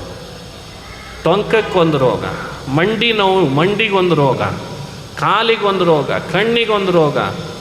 ಜೇನು ಹುಳಕ್ಕಿಂತ ಜಾಸ್ತಿ ಆಯ್ತಲ್ಲ ಇವು. ಅದಕ್ಕೆ ಅದನ್ನು ಜೇನು ಹುಳದಂತೆ ಮುತ್ತಿರ್ತಾವೆ ನಮ್ಮನ್ನು ಅಂತ ಎಚ್ಚರಿಸ್ತದೆ ಭಾಗವತ. ಇಷ್ಟರ ಮಧ್ಯದಲ್ಲಿ ಟೊಂಗಿ ಬೇರೆ ಹಿಡ್ಕೊಂಡಿದ್ದ, ಮರದ ಟೊಂಗಿ. ಅದು ಈಗಲೂ ಆಗಲೋ ಬೀಳೋ ಹಾಗಾಗಿತ್ತಂತೆ. ಅಂದರೆ ನಾವೀಗೇನು ಅಭಿಮಾನ ಮಾಡ್ತಿದ್ದೇವೆ ಅದು ಮರದ ಟೊಂಗಿ ಇದ್ದಂಗೆ, ಅದು ಲೆಕ್ಕಕ್ಕೆ ಇಲ್ಲ ಅಂತ ಅರ್ಥ. ಜೇನುತುಪ್ಪ ಸುರಿತಾ ಇದೆ. ಅಂದರೆ ಸಂಸಾರದ ಕಾಡಿನಲ್ಲಿ ಮನುಷ್ಯ ಮುಪ್ಪಿನ ಹಾಳು ಬಾವಿಗೆ ಬಿದ್ದಾಗ ಅಭಿಮಾನದ ಟೊಂಗೆ ಹಿಡಿದು ಜೇನು ಹುಳಗಳಂತೆ ರೋಗಗಳು ಮುತ್ತರಿದ್ರೂ ಕೂಡ ನಾನು ಈಗ ನೋಡ್ರಿ ರಿಟೈರ್ಡ್ ಆಗಿ ಎಷ್ಟು ಸ್ಯಾಟಿಸ್ಫ್ಯಾಕ್ಷನ್ ಇದೆ ನನಗೆ, ವೆಲ್ ಸೆಟಲ್ಡು ಅಂತ ಅಂತಿರ್ತೇವಲ್ಲ, ಇದೇ ಆ ಜೇನುತುಪ್ಪದ ಸುಖ ಅಂತ ಅರ್ಥ. ಇದೇ ಸುಖ. ಯಾರ್ಯಾರು ನಮ್ಮನ್ನು ಹತ್ರ ಸೇರಿಸ್ತಿರಲ್ಲ, ಹುಚೆ ಮಾಡ್ತಿರ್ತಾರೆ. ವಯಸ್ಸಾದಮೇಲೆ ಯಾವತ್ತೂ ಇವನನ್ನು ಈಗೆಲ್ಲ ಬರಲಿಕ್ಕೆ ಶುರು ಆಗಿದೆ, ಏನೋ ಹೆಸರು ಮರ್ತು, ಓಲ್ಡ್ ಏಜ್ ಹೋಮ್. ಅಜಾಬಾ, ಕಾಡು ಪ್ರಾಣಿಗಳಿಗಿಂತ ಹತ್ತತ್ತಾದು ಬಿಡಲ್ಲ ನಾವೆಲ್ಲ. ಸರ್ಕಸ್ಸಿನ ಹುಲಿ ಮಾಡ್ದಂಗೆ ಮಾಡಿಬಿಟ್ರೆ ಮನುಷ್ಯರನ್ನು. ಅವ್ರಿಗೆ ಏಜ್ ಆಯಿತು, ನೀನು ಅದಕ್ಕೆ ತೊಗೊಂಡೋಗಿ ಹಾಕಿಬಿಡು, ಅವ್ರಿಗೆ ಏಜ್ ಆಯಿತು, ನೀ ಇಲ್ಲಿ ತೊಗೊಂಡೋಗಿ ಹಾಕಿಬಿಡು. ಹಿಂಗೆ ಮಾಡಿದರೆ ಹೆಂಗೆ ಮನುಷ್ಯರ? ಹೀಗಾಗ್ತದೆ ಅಂತದೆ ಪುರಾಣ, ಹೀಗಾಗ್ತದೆ ನಮ್ಮ ಸ್ಥಿತಿ. ಇಲ್ಲೇನು ಅರ್ಥ ಇಲ್ಲ, ಇಲ್ಲಿ ಅನುಭವಿಸುವ ಸುಖದಲ್ಲಿ ಏನು ಅರ್ಥ ಇಲ್ಲ. ಟೀಕಾಕೃತ್ಪಾದರು ಜಯತೀರ್ಥರು ಒಂದು ಮಾತು ಹೇಳ್ತಾರೆ. ಒಂದು ಕಪ್ಪೆ, ಆ ಕಪ್ಪೆಗೆ ಬಿಸಿಲು ಅಂದರೆ ವಿಪರೀತ ಬಿಸಿಲಿತ್ತು, ಎಲ್ಲಾದರೂ ನೆರಳು ಸಿಗ್ತದ ಅಂತ ಪಾಪ ಹಾರಿ ಬರ್ತಿತ್ತದು, ನೆರಳು ಸಿಗಲಿ ಅಂತ. ಒಂದು ಕಡೆ ಭಾರೀ ತಂಪು ನೆರಳು ಸಿಕ್ತಂತೆ. ಯಾವುದ್ರ ನೆರಳು ಅಂದರೆ ಅದು ಆಶ್ರಯಿಸಿದ್ದು ಒಂದು ಘಟಸರ್ಪ. ಬಿಸಿಲು ಕಾಯಿಸ್ಬೇಕಾಗಿತ್ತು ಅದಕ್ಕೆ. ಎಲ್ಲಾದರೂ ಬಿಸಿಲಿದೆನಾ ಅಂತ ಹುತ್ತದಿಂದ ಅದು ಹೊರಗೆ ಬಂದಿತ್ತು. ತನ್ನ ಮೈ ಕಾಯಿಸ್ಕೊಳ್ಳಿಕ್ಕೆ ಹುತ್ತದಿಂದ ಹಾವು ಬಂದಿದೆ ಘಟಸರ್ಪ. ಭಾರೀ ಬಿಸಿಲಿನೊಳಗೆ ತನ್ನ ಹೆಡೆ ತಕ್ಕೊಂಡು ಬಿಸಿಲು ಕಾಯಿಸ್ತಾ ಇದೆ ಅಂತೆ. ಆ ಹೆಡೆ ನೆರಳು ಬಿದ್ದಿದೆ, ಕಪ್ಪೆ ಅಲ್ಲಿ ಬಂದು ಕೂತ್ಕೊಂಡಿದೆ ಅಂತ. ಮರುಕ್ಷಣದಲ್ಲೇನೆ ಆ ಕಪ್ಪೆ ಸ್ಥಿತಿ ಏನಾಗಬೇಡ. ಕುಪಿತಾ ಹಿ ಫಣಚ್ಛಾಯ ಸಮೀಕೃತ್ಯ ಪರಂ ಸುಖಂ ಸೇವಂತೆ ಯತ್ಪದಂ ಧೀರಾಃ ತಂಭಜೆ ವಲ್ಲಭಂ ಶ್ರಿಯಃ. ನ್ಯಾಯಸುಧಾದಲ್ಲಿ ಜಯತೀರ್ಥರು ಹೇಳುವ ಮಾತು. ಕುಪಿತ ಅಹಿ ಫಣಚ್ಛಾಯ ಸಮೀಕೃತ್ಯ, ಕಚ್ಚದೆ ಬಿಡದಿ ಭುಜಂಗ ಬಿಡು ಮನ ಭವ. ಎಷ್ಟು ಸ್ಪಷ್ಟವಾಗಿ ದಾಸರು ನಮಗೆ ಅನುಸಂಧಾನ ಮಾಡಿಸ್ತಾರೆ. ಸಂಸಾರ, ಇಲ್ಲಿ ಅನುಭವಿಸುವ ಸುಖ ಘಟಸರ್ಪದ ನೆರಳಿನಂತಿರುವ ಸುಖ. ಕಪ್ಪೆ ಹಾಗೆ ನಾವಿದ್ದೇವೆ, ಮರುಕ್ಷಣದಲ್ಲಿ ಅದರ ಬಾಯಿಗೆ ಬೀಳ್ತೇವೆ, ಎಚ್ಚರ ಇರಲಿ ಅಂತ ಹೇಳ್ತಾರೆ ಹಿರಿಯರೆಲ್ಲ. ಇಷ್ಟು ಅಸ್ಥಿರವಾದ ಕ್ಷಣಿಕವಾದ ಸುಖವನ್ನು ನಾವು ಎಷ್ಟು ದಿನದಂತೆ ನಂಬಿ ಕೂಡ್ಲಿಕ್ಕೆ ಸಾಧ್ಯ? ಇಷ್ಟು ವಿವರಣೆಯೆಲ್ಲ ಕೊಟ್ಬಿಟ್ಟ ಭರತ ರಹುಗಣರಾಜನಿಗೆ. ಅವನು ಇನ್ನೂ ಬುದ್ಧಿವಂತ ರಾಜ. ಕೇಳೋ ತನಕ ಕೇಳಿ ಆಮೇಲೆ ಅನ್ನಂತೆ, ಇಷ್ಟೆಲ್ಲ ಅರ್ಥ ಮಾಡಿಸಿದ್ರಿ, ನನಗೆ ಪ್ರಶ್ನೆ ಬಾಕಿ ಉಳಿದಿದೆ ಅಂದವ. ಇದೆಲ್ಲ ಅರ್ಥ ಮಾಡಿಸಿದ್ರಿ, ನನಗೆ ಪ್ರಶ್ನೆ ಇದೆ. ಏನು? ಸಂಸಾರದ ಕಾಡು ದಾಟ್ಲಿಕ್ಕೆ ಉಪಾಯ ಹೇಳಲಿಲ್ಲಲ್ಲ ನೀವು ಅಂದವ. ಈಗೆಲ್ಲ ಅದನ್ನೇ ಮಾಡೋದು. ಹಿಂದಿಂದೆಲ್ಲ ಹೇಳ್ತಾರೆ, ಜಾತಕ ತೋರಿಸುವಾಗ ಎಲ್ಲ ಹೇಳ್ತಾರೆ, ನಿಮಗೆ ಹೀಗಾಗಿತ್ತು, ನಿಮಗೆ ಹಾಗಾಗಿತ್ತು, ಅದೆಲ್ಲ ಆಗಿತ್ತಿರಲಿ, ಮುಂದೇನಾಗಬೇಕು ಹೇಳ, ಅದಿಲ್ಲ. ಆದದ್ದು ಹೇಳಿ ಏನು ಮಾಡ್ತಿ? ಮನುಷ್ಯನಿಗೆ ಆ ಸಮಸ್ಯೆಗಳನ್ನು ಅನುಭವಿಸ್ತಿರೋದು ನಿಜವೇ, ಪರಿಹಾರವೇ ಹೇಳದೆ ಇದ್ರೆ ಏನರ್ಥ? ಅದಕ್ಕೆ ಅದನ್ನು ಕೇಳ್ದ ಆತ, ಪರಿಹಾರ ಹೇಳ್ರಿ. ರಹುಗಣ ಹೇಳ್ತಾನೆ, ಭರತ ಹೇಳ್ತಾನೆ ರಹುಗಣನಿಗೆ, ರಹುಗಣತ್ವಮಪಿ ಹ್ಯಧ್ವನೋಸ್ಯ ಸನ್ಯಸ್ತದಂಡಃ ಕೃತಭೂತಮೈತ್ರಃ ಅಸಜ್ಜಿತಾತ್ಮ ಹರಿಸೇವಯಾಶಿತಂ ಜ್ಞಾನಾಸಿ ಮಾದಾಯ ತರಾತಿ ಪಾರಂ. ರಹುಗಣ, ನೀನು ಒಬ್ಬ ದಾರಿ ಹೋಕ, ನಿನಗಿದ್ರ ಪರಿಹಾರ ಬೇಕು ಅಂತ ಆಸೆ ಆಗಿದೆಯಲ್ಲ, ಒಂದು ನೆನಪಿಟ್ಟುಕೋ, ಕಾಡು ದಾರಿಯಲ್ಲಿ ಹೋಗ್ತೇನೆ ಅಂತ ನಿನಗೆ ಗೊತ್ತಿತ್ತೋ ಇಲ್ಲೋ? ಹೌದು, ಗೊತ್ತಿತ್ತು. ಕೈಯಲ್ಲಿ ಶ್ರೀಮಂತಿಕೆ ಗಂಟಿದೆ ಅಂತ ಗೊತ್ತಿತ್ತೋ ಇಲ್ಲೋ? ಗೊತ್ತಿತ್ತು. ಕಾಡು ದಾರಿಯಲ್ಲಿ ಕಳ್ಳರು ಬರ್ಬೋದು ಅನ್ನೋ ಸಂಭವ ಇದ್ದಾಗ ಕೈಯಲ್ಲಿ ಖಡ್ಗ ಇಟ್ಕೊಳ್ಳೋದನ್ನು ಯಾಕೆ ಮರತಿ ಅಂತ ಕೇಳಿದ್ರಂತೆ. ನಾವು ಮಾಡ್ತಿರೋ ಅಪರಾಧ ಅದು. ನಾವು ಒಂದು ದಾರಿಯಲ್ಲಿ ಹೋಗುವಾಗ ಕಳ್ಳರು ಬರೋ ಸಂಭವ ಇದೆ ಅಂದಮೇಲೆ ಆತ್ಮರಕ್ಷಣೆಗಾದರೂ ಒಂದು ಆಯುಧ ಹಿಡ್ಕೊಂಡು ಹೋಗಬೇಕಾಗಿತ್ತು. ಆಯುಧ ನೀನು ಹಿಡಿಲಿಲ್ಲ. ಪ್ರಾಣಿಗಳು ಬರೋ ಸಂಭವ ಇದೆ ಅಂತ ಕೈಯಲ್ಲಿ ಕೋಲಾದರೂ ಹಿಡ್ಕೊಂಡು ಹೋಗ್ಬೋದಾಗಿತ್ತಲ್ಲ. ಕೋಲೂ ಹಿಡಿಲಿಲ್ಲ, ಖಡ್ಗನೂ ಹಿಡಿಲಿಲ್ಲ. ಒಬ್ಬಂಟಿಗನಾಗಿ ಕೈಯಲ್ಲಿ ಹಣ ಹಿಡ್ಕೊಂಡು ಹೊರಟಿ ಕಳ್ಳರು ದೋಚದೆ ಇರ್ತಾರ ಹೇಳು ಅಂತಾರೆ. ಮತ್ತೆ ರಹುಗಣ ಕೇಳ್ದ, ಕಾಡಿನಲ್ಲಿ ಹೋಗ್ಬೇಕಾದ್ರೇನೋ ಖಡ್ಗ ಕೋಲು ಹಿಡ್ಕೋಬೇಕು, ಸಂಸಾರದ ಕಾಡಿನಲ್ಲಿ ಯಾವುದು ಖಡ್ಗ ಯಾವುದು ಕೋಲು ಅಂತ ಕೇಳಿದ್ನಂತ. ಅದಕ್ಕೆ ವಿವರಣೆ ಕೊಡ್ತಾರೆ. ಜ್ಞಾನಾಸಿ ಮಾದಾಯ ತರಾಸಿ ಪಾರಂ.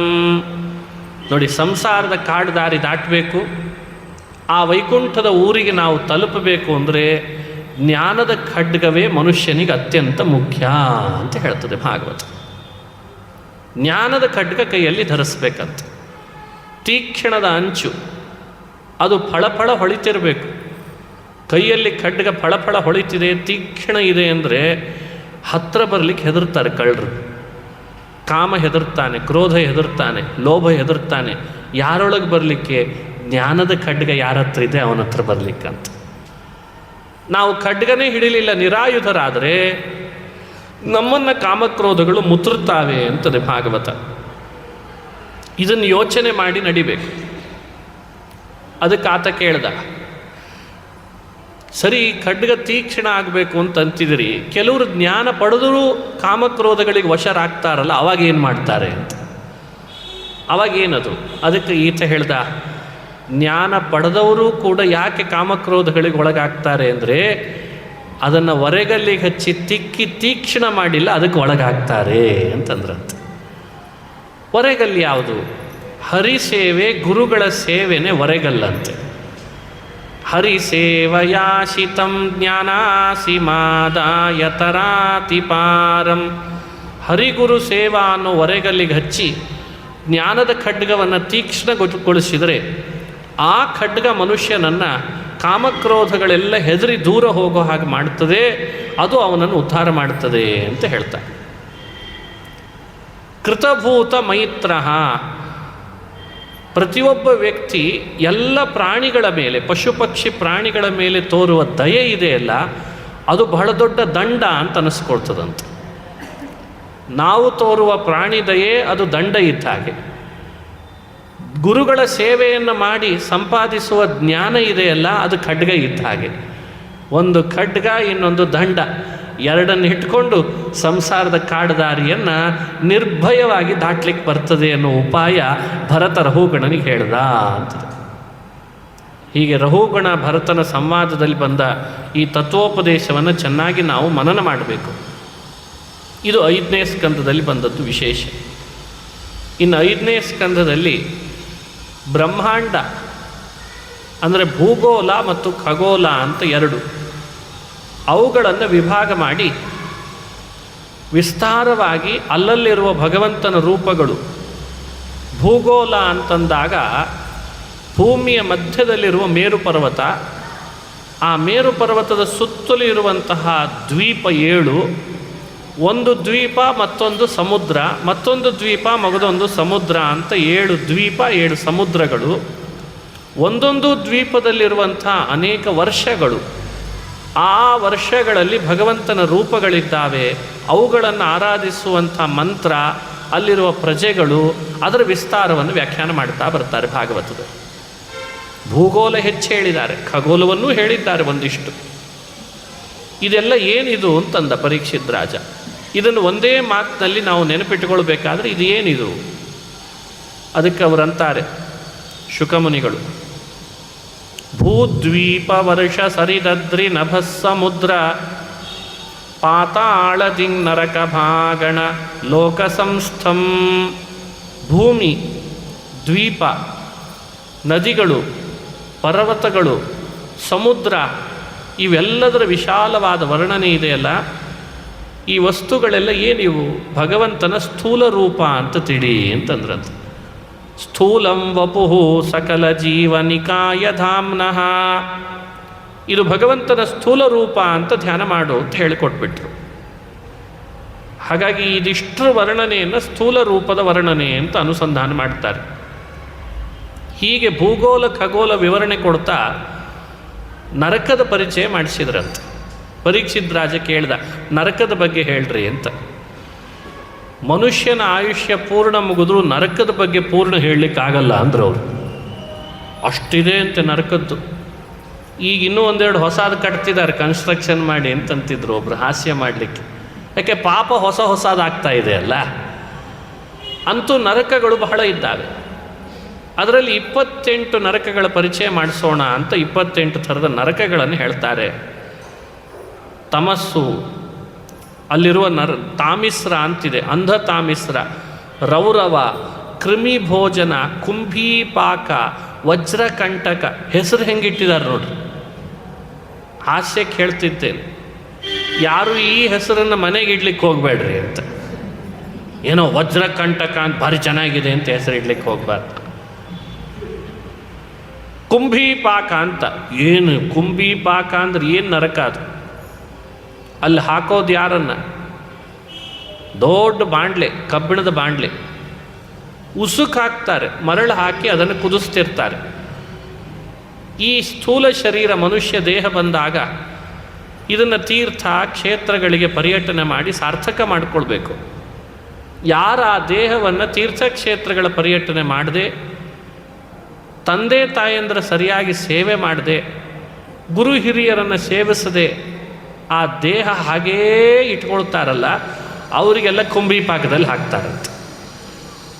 ಈ ಮನೆಯಲ್ಲಿ ಬೆಂಡೆಕಾಯಿ ಪಲ್ಯ ಮಾಡಿದಾಗ ಎಣ್ಣೆಗೆ ಹಾಕಿ ತಾಳಿಸ್ತಾರಲ್ಲ, ಹಾಗೆ ಸ್ವಲ್ಪ ಹೊತ್ತು ಹಾಕಿ ತಾಳಿಸಿ ಸಾಕು ಬಾ ನೀನು ಅಂತ ಹೊರಗೆ ಕರೀತಾರಂತೆ. ವಜ್ರಕಂಟಕ ಅಂತ ಒಂದು ನರಕ. ಅದು ಏನದು? ಮನೆಯಲ್ಲಿ ಶೌಚ ಸರಿ ಇಲ್ಲ ಅಂತಾದರೆ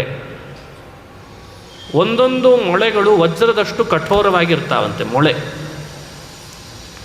ಆ ಕಂಟಕ ಅಂದರೆ ಮುಳ್ಳು, ಮೊಳೆನೂ ಅಲ್ಲ ಮುಳ್ಳು. ಆ ಮುಳ್ಳನ್ನು ನೆಲದ ಮೇಲೆ ಹಾಕಿ ಅದರ ಮೇಲೆ ನಡಿಲಿಕ್ಕೆ ಹೇಳ್ತಾರಂತೆ. ರಕ್ತ ಸುರಿತದೆ, ಯಾತನಾ ಶರೀರದಲ್ಲಿ ಅಷ್ಟು ಯಾತನೆ ಅನುಭವಿಸ್ತೇವೆ ಅಂತೆ ನಾವೆಲ್ಲ. ಇದು ವಜ್ರಕಂಟಕ.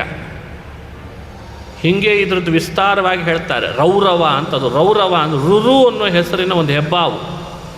ಮಹಾರೌರವ ಅಂತಿದೆ ಅಂತ, ಅದಕ್ಕಿಂತ ದೊಡ್ಡ ಹೆಬ್ಬಾವಂಥದ್ದು, ಅದಕ್ಕೆ ಮಹಾರೌರವ ಅಂತ ಹೆಸರು. ಅಶೀಪತ್ರವನ ಅಂತ ಒಂದು ನರಕ.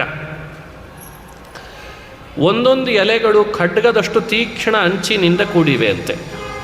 ಇವನು ಮಾಡುವ ಅಪರಾಧಗಳಿಗೆ ಶಕ್ತಿಯಾಯುಧದಿಂದ ಥಳಿಸ್ತಾರೆ ಯಮಕಿಂಕರು.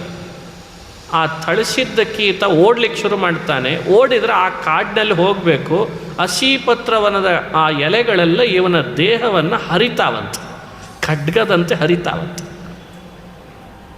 ಎಂತೆಂಥ ನರಕಗಳನ್ನು ವರ್ಣಿಸಿದ್ದಾರೆ ನೋಡಿ. ಕೇಳಿದರೆ ಭಯ ಆಗ್ತದೆ. ಅಷ್ಟು ಪಾಪ ಮಾಡಿದ್ದೇವೆ ನಾವೆಲ್ಲ. ಅದಕ್ಕೆ ತಕ್ಕಂತೆ ಮತ್ತೆ ಜೈಲುಗಳನ್ನು ವ್ಯವಸ್ಥೆ ಮಾಡಿದ್ದಾನೆ ಯಮದೇವರು. ಈ ಪಾಪಗಳೆಲ್ಲ ಮಾಡಿ ಮನುಷ್ಯ ಇಂತಿಂಥ ನರಕಗಳನ್ನು ಅನುಭವಿಸ್ತಾನೆ ಅಂತ ವಿಸ್ತಾರ ಮಾಡಿದಾಗ ಪರೀಕ್ಷಿತ್ ರಾಜರಂತಾರೆ, ಶುಕಮುನಿಗಳೇ, ನರಕದ ವರ್ಣನೆ ಏನೋ ವಿಸ್ತಾರ ಮಾಡಿಬಿಟ್ರಿ, ಪರಿಹಾರದ ವರ್ಣನೆ ಹೇಳ್ರಿ ಅಂತಂದ್ರಂತೆ. ಪರಿಹಾರದ ಬಗ್ಗೆ ಹೇಳ್ರಿ. ಪಾಪ ಮಾಡಿದವನೆಲ್ಲ ಇಂಥ ನರಕಕ್ಕೆ ಹೋಗಲೇಬೇಕಾ, ಅಥವಾ ಪಾಪ ಪರಿಹಾರ ಮಾಡಿಕೊಳ್ಳಿಕ್ಕೇನಾದರೂ ಉಪಾಯ ಇದೆನಾ, ನರಕದಿಂದ ಪಾರಾಗ್ಲಿಕ್ಕೆ ಉಪಾಯ ಇದೆನಾ ಅಂತ ಕೇಳ್ದ. ಅದಕ್ಕೆ ಶ್ರೀ ಶುಕವಾಚ, ಶುಕಮುನಿಗಳಂತಾರೆ, ನೀನು ಕೇಳದಂತೆ ಪರಿಹಾರ ಉಪಾಯ ಏನು ಅಂತಿದ್ದಿ, ಪ್ರತಿಯೊಬ್ಬ ಮಾಡುವ ಪ್ರಾಯಶ್ಚಿತ್ತವೇ ಆ ಪಾಪ ಪರಿಹಾರಕ್ಕೆ ಉಪಾಯ ಅಂತಂದರು. ಪ್ರಾಯಶ್ಚಿತ್ತ ಮಾಡಿಕೊಳ್ಳೋದು. ಭಿಷಕ್ ಚಿಕಿತ್ಸೆ ತರುಜಾಂ ನಿದಾನಂ. ದೊಡ್ಡ ರೋಗಕ್ಕೆ ದೊಡ್ಡ ಚಿಕಿತ್ಸೆ, ಸಣ್ಣ ರೋಗಕ್ಕೆ ಸಣ್ಣ ಚಿಕಿತ್ಸೆ, ವೈದ್ಯನ ಉಪಚಾರ, ಅದಕ್ಕೆ ಅನುಗುಣವಾಗಿ ರೋಗಗಳು ಪರಿಹಾರ ಆಗ್ತಾವಲ್ವೇ. ಪಾಪ ಅನ್ನೋದು ರೋಗ ಇದ್ದಂತೆ. ನಮ್ಮ ಪಾಪ ದೊಡ್ಡದಿದೆ ಅಂದರೆ ದೊಡ್ಡ ಪ್ರಾಯಶ್ಚಿತ್ತ ಆಗಬೇಕು, ಪಾಪ ಸಣ್ಣದಿದೆ ಅಂದರೆ ಸಣ್ಣ ಪ್ರಾಯಶ್ಚಿತ್ತ ಆಗಬೇಕು.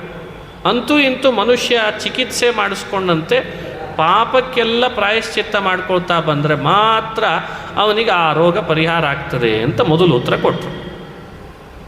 ಪರೀಕ್ಷಿತ್ ರಾಜ ಅಂತಾನೆ, ಒಂದೊಂದು ಪಾಪಕ್ಕೆ ಒಂದೊಂದು ಪ್ರಾಯಶ್ಚಿತ್ತ ಮಾಡ್ಕೊಳ್ತಾನೆ ಅಂದರೆ ಪ್ರಾಯಶ್ಚಿತ್ತ ಮಾಡಿಕೊಳ್ಳುವಾಗ ಪಾಪ ನಡೀತಲ್ಲ, ಏನು ಮಾಡಬೇಕು ಅಂತ ಕೇಳ್ದ ಆತ.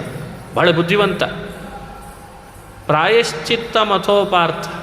ಮೊನ್ನೆ ಕುಂಜರ ಶೌಚವತ್, ಆನೆ ಸ್ನಾನ ಮಾಡಿದಾಗಾಯಿತು. ಆನೆ ತನ್ನ ದೇಹದಲ್ಲಿರುವ ಧೂಳು ಹೋಗಲಿ ಅಂತ ಸ್ನಾನ ಮಾಡ್ತದೆ. ಕೆರೆಯಲ್ಲಿ ಮುಳುಗಿ ಮುಳುಗಿ ಸ್ನಾನ ಮಾಡಿ ಬರ್ತದೆ. ಅದು ಬಂದು ಕೂಡಬೇಕಲ್ಲಿ. ಮತ್ತೆ ಆನೆ ಕೂಡುವ ಜಾಗ ಅದು ಮತ್ತೆ ಧೂಳಿರ್ತದೆ ಅಲ್ಲೇ. ಸ್ನಾನ ವ್ಯರ್ಥವೇ? ಮೈಯಲ್ಲಿರೋದು ಹೋಗಲಿ ಅಂತ ಸ್ನಾನ, ಮತ್ತೆ ಕೂಡೋದು ಅಲ್ಲೇ ಅಂದರೆ ಸ್ನಾನ ವ್ಯರ್ಥವೇ? ಹಾಗೆ ನಮ್ಮ ಪ್ರಾಯಶ್ಚಿತ್ತ ಪಾಪ ಕಳೀಲಿ ಅಂತ ಮಾಡ್ಕೊಳ್ಳಿಕ್ಕೆ ಹೋಗಬೇಕಾ? ಆ ಪ್ರಾಯಶ್ಚಿತ್ತ ಮಾಡಿಕೊಳ್ಳುವಾಗ ಮತ್ತೆ ಪಾಪ ನಡಿಬೇಕು, ಹೊಸ ಪಾಪ.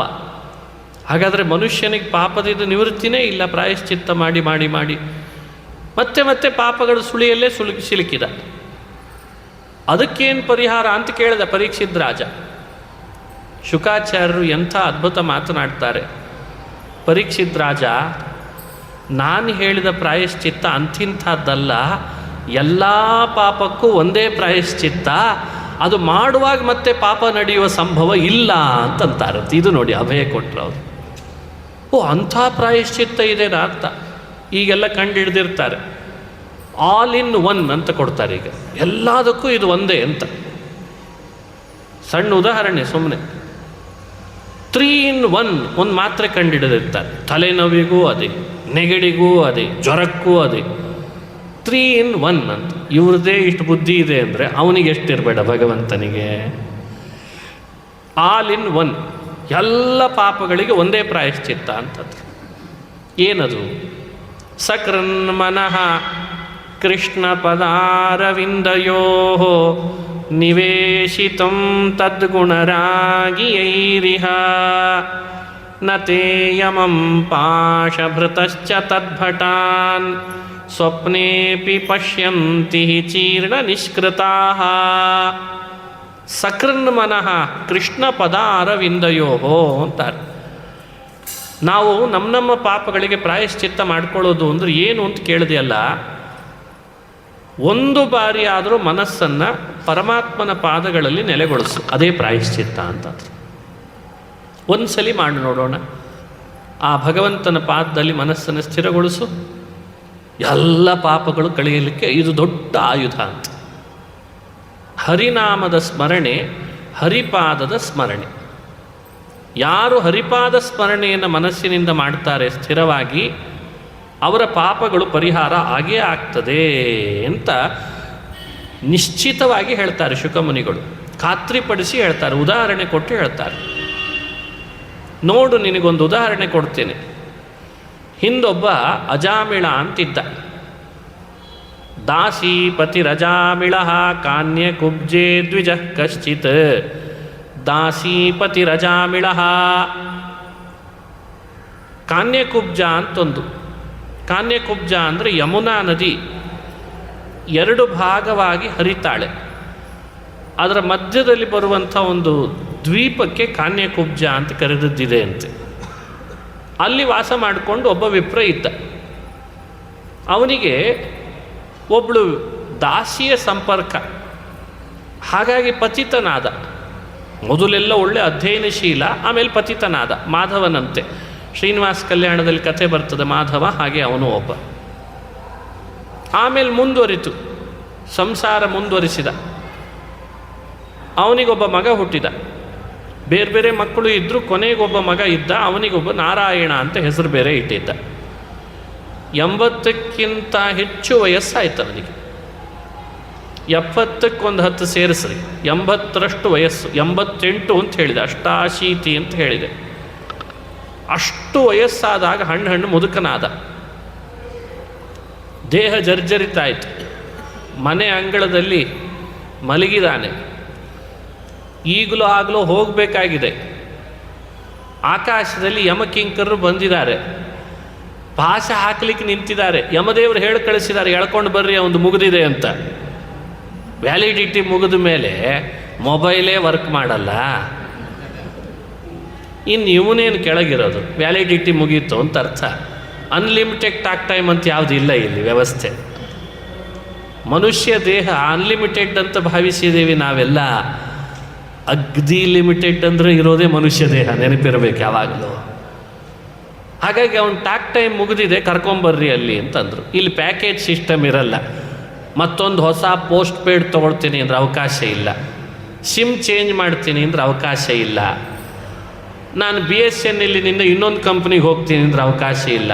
ಮುಗೀತಾ, ಬರಬೇಕಷ್ಟೆ, ಮೇಲೆ ಬಂದುಬಿಡು ಅಂತ.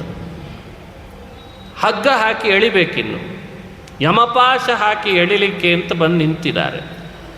ಅರ್ಥ ಆಯ್ತು ಅವನಿಗೆ, ಯಾರೋ ಬಂದರೂ ನನ್ನ ಎಳ್ಕೊಂಡು ಹೋಗ್ತಾರೆ ಅಂತ. ಯಾರೋ ಬಂದಿದ್ದಾರೆ ಯಮಕಿಂಕರೇ ಅವರು ಅಂತ ಅವ್ರ ದೇಹನೇ ಹಂಗಿರ್ತಂತೆ. ಯಮಕಿಂಕರನ್ನು ನೋಡಿದ್ರೇ ನಾವೆಲ್ಲ ಮಲಮೂತ್ರ ಮಾಡ್ಕೋತೇವಂತ, ಆ ಥರ ಇದ್ದಾರಂತವ್ರು. ಈಗೆಲ್ಲ ಕೆಲವು ಅಲಂಕಾರ ಮಾಡ್ಕೊಂಡವರು ಹಾಗೆ ಕಾಣಿಸ್ತಿರ್ತಾರೆ, ನೋಡಿರ್ಬೇಕು ನೀವು ಮೊಬೈಲ್ ಒಳಗೆ. ಅಲ್ಲೆಲ್ಲೋ ಅಂಗಡಿಗೆ ಹೋಗಿ ಮಾಡಿಸ್ಕೊಂಡು ಬಂದಿರ್ತಾರೆ. ಚಂದೇ ಕೊಟ್ಟಿರ್ತಾನೆ ದೇವ್ರ ದೇಹ, ಚಂದ ಕೊಟ್ಟಾನವ. ಅವನಿಗೆ ಗೊತ್ತು ಇವನ ದೇಹ ಎಷ್ಟು ಚಂದ ಇರಬೇಕು ಅಂತ. ನಮಗಿಂತ 100 ಪಟ್ಟು ವಿಚಾರ ಮಾಡಿ ಚಂದ ಮುಖ, ಕಣ್ಣು, ಕಿವಿ, ತುಟಿ, ಬಾಯಿ ಎಲ್ಲ ಚಂದ ಕೊಟ್ಟಿರ್ತಾನೆ. ಬೇಡವಾದದ್ದೆಲ್ಲ ಅದಕ್ಕೆ ಬಳದು ಯಮಕಿಂಕರ ಕಣ್ಣಂಗೆ ಕಾಣಿಸ್ತಿರ್ತಾರೆ. ಅದಕ್ಕೆ ಮತ್ತೆ ಲೈಕ್ ಕೊಡ್ರಿ ಅಂತಾರೆ. ಮತ್ತೆ ನಮ್ದು ಯಾಕೋ ನೀವು ಲೈಕ್ ಕೊಡಲಿಲ್ಲಲ್ಲ ಅಂತಂತಾರೆ. ಏನು ಕೊಡೋಣ ಲೈಕು? ಮಾರಿ ಅದು ಹಿಂಗದ ಮಾರಿ. ಯಮಕಿಂಕರ್ ಇರೋದೇ ಹಂಗಿದ್ದಾರೋ. ಅವರ ಲಟ್ಟ ದೇಹ, ಸೊಟ್ಟ ಮಾರಿ, ಅವರ ಗೋರೆ ಹಲ್ಲು, ಆ ಮೀಸೆ ನೋಡಿದ್ರೆ ಗೊತ್ತದು ಯಮಕಿಂಕರ್ರು ಅಂತ. ಗರುಡ ಪುರಾಣದಲ್ಲಿ ವಿಸ್ತಾರವಾಗಿ ಯಮಕಿಂಕರ್ರು ಹೇಗಿರ್ತಾರೆ ಅಂತ ಒಂದು ಕಲ್ಪನೆ ಕೊಡ್ತಾರೆ. ಪಾಶ ಹಾಕಿ ಎಳಿಬೇಕು. ಎಳಿತಾರೆ ಅಂತ ಗೊತ್ತಾಯ್ತು ಇವನಿಗೆ. ದೂರದಲ್ಲಿ ಅಲ್ಲೇ ಆಟ ಆಡ್ತಿದ್ನಂತ ಅವ್ರ ಮಗ. ವಯಸ್ಸು ಸಣ್ಣದಿತ್ತು, ಕೊನೆ ಮಗಂದು ಆಟ ಆಡ್ತಿದ್ದ. ದೂರೇ ಕ್ರೀಡನಕಾಸಕ್ತಂ ಬಾಲಂ ನಾರಾಯಣಾಹ್ವಯಂ. ದೂರದಲ್ಲಿ ಆಟ ಆಡ್ತಿದ್ದ ಮಗನಿಗೆ ನಾರಾಯಣ ಅಂತ ಹೆಸರು ಇಟ್ಟಿದ್ನಲ್ಲ, ಅವನ ನೆನಪಾಯ್ತು. ಅವನನ್ನು ಕೂಗಿದ, ನಾರಾಯಣ ನಾರಾಯಣ ಅಂತ ಕೂಗಿದ. ಪಾಶ ಹಾಕುವಾಗ ನಾರಾಯಣ ಅಂತ ಕೂಗ್ತಿದ್ದಾನೆ. ಆ ಶಬ್ದ ನಾರಾಯಣ ಅಂತ ಅವನ ಮುಖದಿಂದ ಬಂದದ್ದೇ ತಡ ಯಮಕಿಂಕರ್ ಆಕಾಶದಲ್ಲಿ ನಿಂತಿದ್ರಲ್ಲ, ಅವರ ಹತ್ತಿರದಲ್ಲೇನೆ ದೇವದೂತರು ಬಂದಿದ್ರಂತೆ. ವಿಷ್ಣು ಕಿಂಕರರು ಬಂದರು. ವಿಷ್ಣು ದೂತರು ಬಂದು ಪಾಶ ಹಾಕಿದ್ದನ್ನು ಹಿಂತೆಗಿರಿ ಅಂತ ಹಠ ಮಾಡಲಿಕ್ಕೆ ಶುರು ಮಾಡಿದ್ರಂತೆ. ಅವರಂತಾರೆ, ನಾವು ಹಾಕೋದಷ್ಟೇ, ತೆಗಿಯೋದಿಲ್ಲ ನಮ್ಮಲ್ಲಿ ಅಂತ ಅವ್ರದ್ದು. ಹಾಕಬೇಕಷ್ಟೆ, ಹಾಕಿದ ಮೇಲೆ ತೆಗೆಯೋದು ಅಂತ ಇರಲ್ಲ ಅಂತ. ಯಾಕಂದರೆ ಎಲ್ಲೂ ಹಿಂದೆ ತೆಗೆದದ್ದು ಇಲ್ಲವೇ ಇಲ್ಲ. ಹಾಕಿದ ಮೇಲೆ ಮುಗಿದು ಹೋಯ್ತು, ಎಳೆದ್ವಿ ಅಂತ ಹೇಳಿ ಅವನ್ನ. ಅದಕ್ಕೆ ವಿಷ್ಣು ದೂತರು ಹೇಳ್ತಾರೆ ಕಾರಣಗಳನ್ನು. ನೋಡು, ನೀವು ಅವನು ಪಾಪ ಮಾಡಿದಾನೆ ಅಂತ ಹಾಕ್ಲಿಕ್ಕೆ ಬಂದಿದ್ರಿ, ಆದರೆ ಈಗ ತಾನೇ ಅವನ ಬಾಯಲ್ಲಿ ನಾಮ ಹೇಳಿದ್ನಲ್ಲ, ಆ ನಾಮದ ಶಕ್ತಿ ಎಷ್ಟು ಅಂತ ನಿಮಗೆ ಗೊತ್ತಿಲ್ಲ ಅಂತಂದ್ರಂತ. ಏನು ತಿಳಿದಿದ್ದೀರಿ ಅವ್ರು ಹೇಳಿದ ನಾಮ? ಆ ನಾಮದ ಶಕ್ತಿ ಎಷ್ಟು ಅಂತ ನಾವು ಹೇಳ್ತೇವೆ ಅಂತ ನಾಮದ ಮಹಿಮೆಯನ್ನು ಹೇಳಿ ಹಿಂತೆಗಿಸಿದ್ರಂತೆ. ಆ ಪಾಶ ಹಿಂತೆಗಿಸಿದ್ರು, ಬಿಡಲಿಲ್ಲ. ಇವ ನೋಡ್ತಿದ್ದ, ಇವ ಅಜಾಮಿಳ, ಇದೇನು ಕನಸೋ ನನಸೋ ಅಂತಿವ. ಇದು ಕನಸೋ ನನಸೋ, ಪಾಶ ಹಿಂತೆಗಿಸ್ತಿದ್ದಾರಲ್ಲ ವಿಷ್ಣು ದೂತರು. ಅರೇ ನಾರಾಯಣನ ನಾಮಕ್ಕೆ ಇಷ್ಟು ಮಹಿಮೆ ಇದೆಯಲ್ಲ, ನನ್ನನ್ನು ಎಚ್ಚರಿಸಲಿಕ್ಕೆ ದೇವರು ಈ ಮಹಿಮೆ ನನ್ನ ಕಣ್ಣು ಮುಂದೆ ತೋರಿಸ್ತಿದ್ದಾನೆ ಅಂದ್ಕೊಂಡಂತೆ. ಕೂಡಲೇ ಅವನಿಗೆ ದೇಹದೊಳಗೆ ವಿದ್ಯುತ್ ಸಂಚಲನ ಆದ ಹಾಗಾಗಿದೆ. ಅರೇ ಎಂಥ ಪಾಪಿಷ್ಠ ನಾನು, ಏನೆಲ್ಲ ಮಾಡಬಾರ್ದು ಪಾಪಗಳನ್ನು ಮಾಡಿದೆ ಅಂತ ಪಶ್ಚಾತ್ತಾಪ ಆಗಿಬಿಡ್ತು. ವಿಷ್ಣು ದೂತರು ಅವರನ್ನು ಯಮಕಿಂಕರನ್ನು ಕಳಿಸಿದರು ಯಮಲೋಕಕ್ಕೆ ಮರಳಿ. ಬರಿಗೈಯಲ್ಲಿ ಕಳಿಸಿದ್ದಾರೆ ನೋಡ್ರಿ. ಯಮಕಿಂಕರು ಬರಿಗೈಯಲ್ಲಿ ಹೋಗೋದು ಇಲ್ಲವೇ ಇಲ್ಲ ಇತಿಹಾಸದೊಳಗೆ. ಬಂದರು ಅಂದರೆ ಗಾಳಕ್ಕೆ ಹಾಕೇ ಕರ್ಕೊಂಡು ಹೋಗೋದು. ನಾವೆಲ್ಲ ಮೀನಿದ್ದಂಗೆ. ಯಮಕಿಂಕರ್ರು, ಅವ್ರ ಹೆಸರೇ ಯಮಕಿಂಕರ್ರು. ಯಾವತ್ತೂ ಅವರ ಪಾಶವನ್ನು ವ್ಯರ್ಥ ಮಾಡಲಿಕ್ಕೆ ಅವಕಾಶ ಇಲ್ಲಂತೆ. ಅಂಥದ್ದು ಅವರು ಬರಿಗೈಯಲ್ಲಿ ಹೋಗುವಂತಾಯಿತು. ಇಲ್ಲಿ ನೋಡಿದರೆ ಅಜಾಮಿಳನಿಗೆ ಬುದ್ಧಿ ಭ್ರಮಣೆ ಆಗಿತ್ತು. ತಪ್ಪಾಯಿತು ನಂದು ಅಂತ ಪಶ್ಚಾತ್ತಾಪ ಪಟ್ಟ. ಆ ಕೂಡಲೇ ಅಲ್ಲಿದ ಎದ್ದು ಹೊರಟೇ ಬಿಟ್ಟ, ಗಂಗಾ ತೀರಕ್ಕೆ ಹೊರಟು ಬಿಟ್ಟ. ಗಂಗಾ ತೀರಕ್ಕೆ ಹೋಗಿ ತನ್ನ ದೇಹವನ್ನು ಮುಳುಗಿಸಿ ಉಪವಾಸ ವ್ರತ ಕೈಗೊಂಡು, ನನ್ನನ್ನು ದೇವರೇ ಪಾರ್ಗಾಣಿಸಿದ ಯಮಕಿಂಕರರಿಂದ ತಪ್ಪಿದೆ ನಾನು, ದಾರಿ ತಪ್ಪಿದೆ ನಾನು ಅಂತ ಪಶ್ಚಾತ್ತಾಪ ಪಟ್ಟು, ಅಂತೂ ದೇಹ ಹೋಗೋ ತನಕ ಉಪವಾಸ ಗಂಗಾ ತೀರದಲ್ಲೇ ಕುಳಿತುಕೊಂಡು ಗಂಗೆಯಲ್ಲೇ ಮುಳುಗಿಸಿ ದೇಹ ಬಿಟ್ಬಿಟ್ಟ. ವಿಷ್ಣು ದೂತರು ಬಂದು ಅವನನ್ನು ಕರ್ಕೊಂಡು ಹೋದರು ಅಂತ ಕಥೆ ಆ ಭಾಗದಲ್ಲಿ ಮುಂದುವರಿತದೆ. ಯಮಲೋಕಕ್ಕೆ ಯಮಕಿಂಕರು ಬರಿಗೈಯಲ್ಲಿ ಬಂದರೆ ಯಮ ಗದರಿಸಿದ.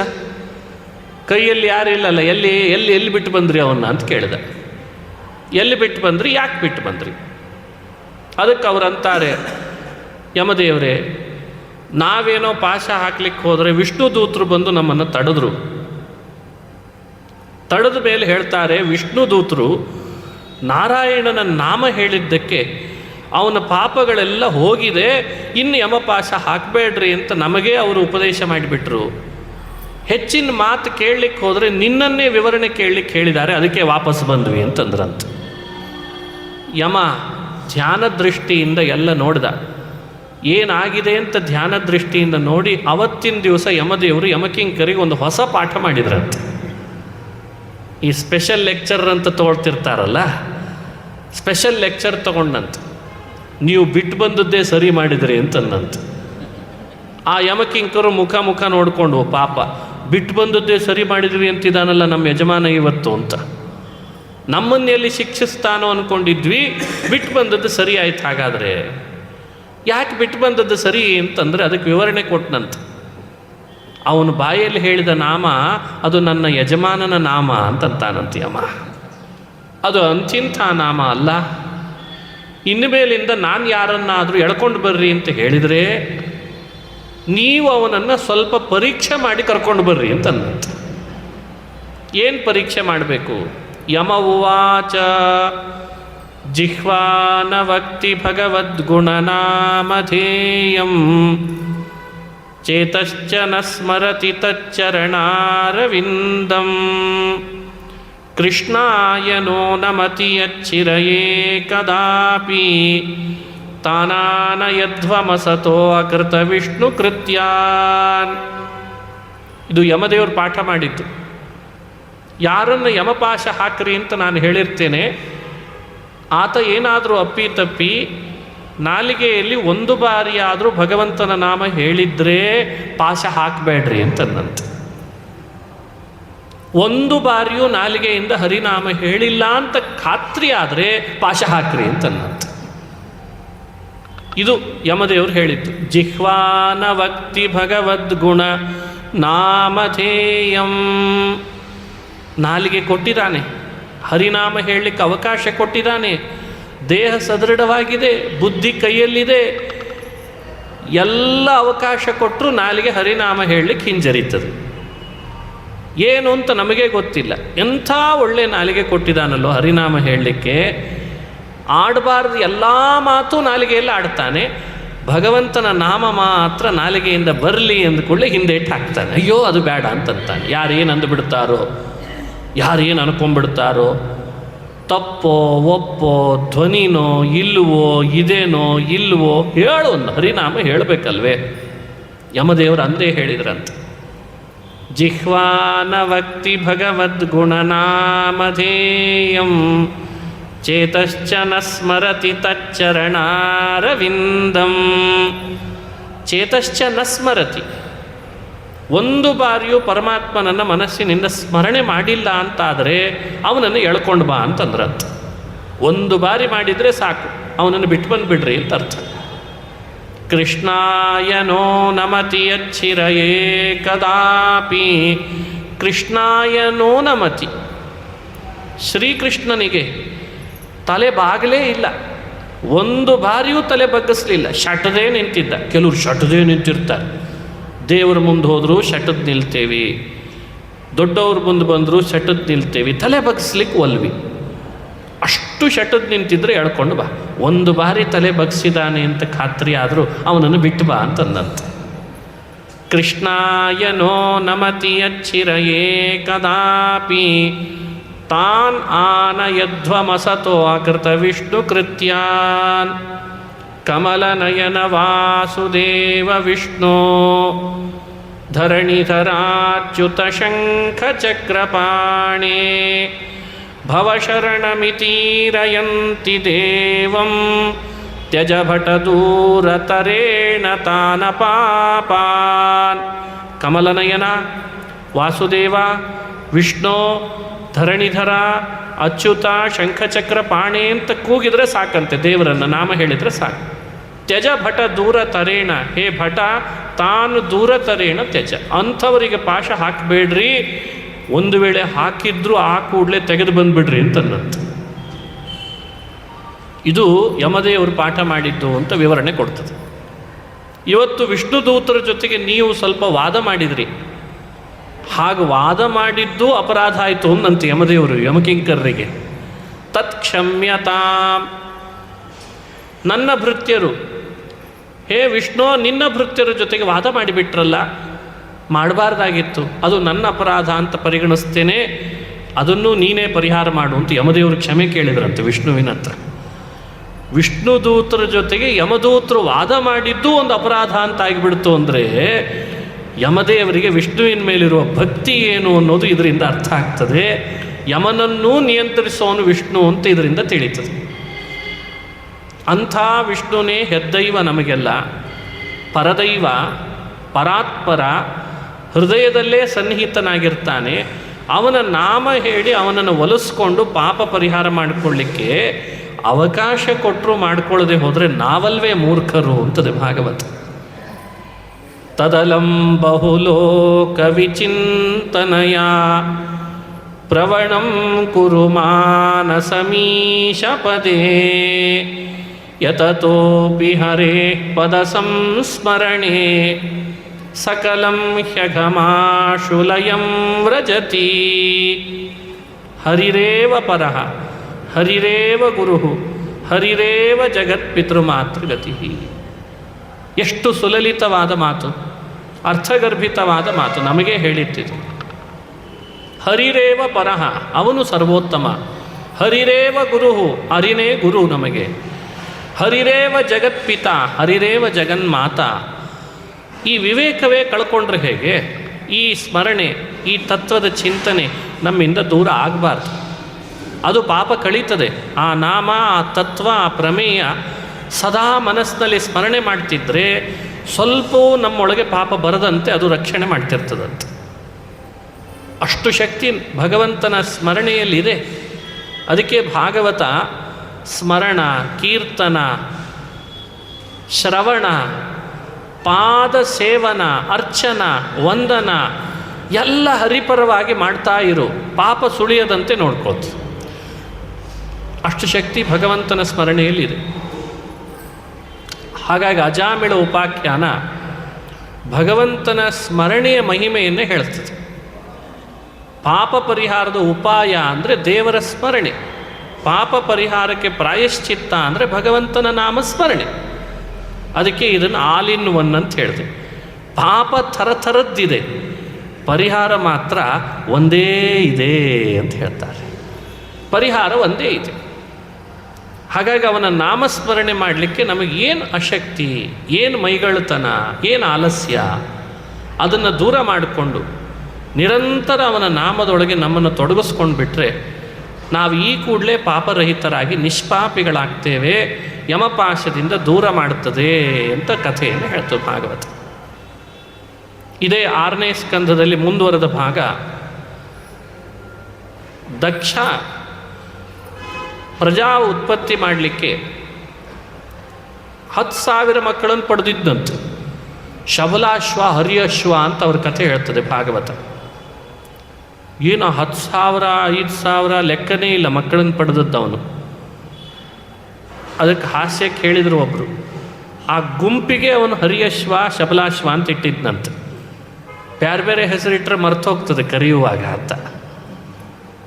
ಶಬಲಾಶ್ವ 1, ಶಬಲಾಶ್ವ 2, ಶಬಲಾಶ್ವ 3 ಹಿಂಗೆ ಕರೀತಿದ್ದ ಅಷ್ಟೆ. ಗುಂಪಿಗೆ ಹೆಸರು. ಅವ್ರಿಗೆ ಹೇಳ್ದ, ಪ್ರಜಾ ಸಂತತಿ ಉತ್ಪತ್ತಿ ಆಗಬೇಕಿದೆ, ಬೆಳಿಬೇಕಿದೆ, ನೀವೆಲ್ಲ ಪ್ರಜಾ ಸಂತತಿಯನ್ನು ಉತ್ಪತ್ತಿ ಮಾಡಬೇಕು, ಸೃಷ್ಟಿ ಆಗಬೇಕು ಅಂತ ಹೇಳ್ದ. ಆಯಿತು ಅಂದರು ಅವರು. ಅವತ್ತು ಮಾಡೋಣ. ಕನ್ಯೆ ಕೊಡೋರು ಯಾರು ಅಂತ ಸಮಸ್ಯೆ ಬಂತು.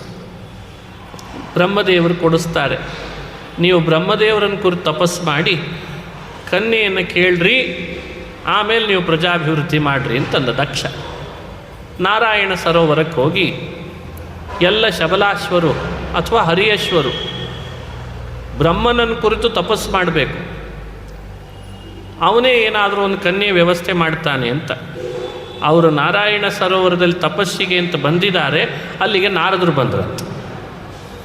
ನಾರದರು ಬಂದು ಕೇಳ್ತಾರೆ, ತಪಸ್ಸು ಮಾಡಿ ಕನ್ಯೆ ಪಡಿತೀನಿ, ಸೃಷ್ಟಿ ಮಾಡ್ತೀನಿ ಅಂತ ಹೊರಟಿದ್ದೀರಲ್ಲ, ಅಹೋ ಸರ್ಗಂ ಕರಿಷ್ಯಥ, ಸೃಷ್ಟಿ ಮಾಡುವಂತ್ರಿ.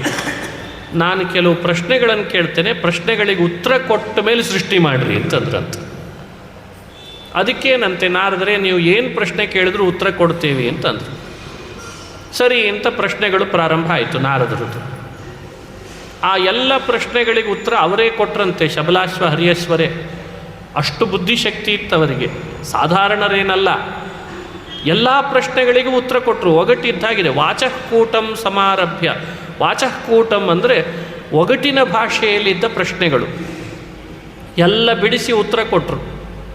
ಆದರೆ ಉತ್ತರ ಕೊಟ್ಟ ಮೇಲೆ ಆ ಹರಿಯಶ್ವ ಶಬಲಾಶ್ವರ ಮೇಲೆ ಬಹಳ ಪ್ರಭಾವ ಬೀರಿತ್ತು, ಪರಿಣಾಮ ಬಹಳ ಆಯಿತು. ಬರೀ ಪ್ರಭಾವ ಅಲ್ಲ, ಪರಿಣಾಮನೇ ಆಗಿಬಿಡ್ತು.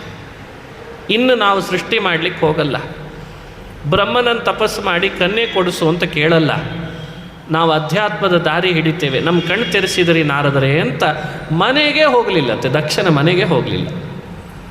ದಕ್ಷ ಹಾದಿ ಕಾಯ್ತಾ ಇದ್ದಾನೆ ಪಾಪ, ಇವತ್ತಲ್ಲ ನಾಳೆ ಬರ್ತಾರೆ ನನ್ನ ಮಕ್ಕಳು ಅಂತ. ಬರಲೇ ಇಲ್ಲ.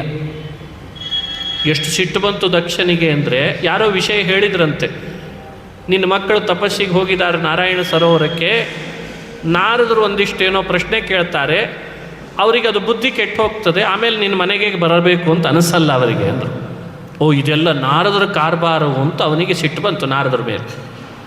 ನಾರದ, ನನ್ನ ಮಕ್ಕಳು ವಯಸ್ಸಿನಿಂದ ಸಣ್ಣವರು, ಬುದ್ಧಿ ಕಡಿಮೆ ಅಂತ ಏನೇನೋ ಉಪದೇಶ ಮಾಡಿ ಮನೆಗೆ ಬರದೇ ಇರೋ ಹಾಗೆ ಮಾಡ್ತಿದ್ದೀಯಲ್ಲ, ನಿನಗೊಂದು ಕಡೆ ಸ್ಥಿರ ನೆಲೆ ಇಲ್ಲದೆ ಹೋಗಲಿ ಅಂತ ಶಾಪ ಹಾಕಿದ್ನಂತೆ.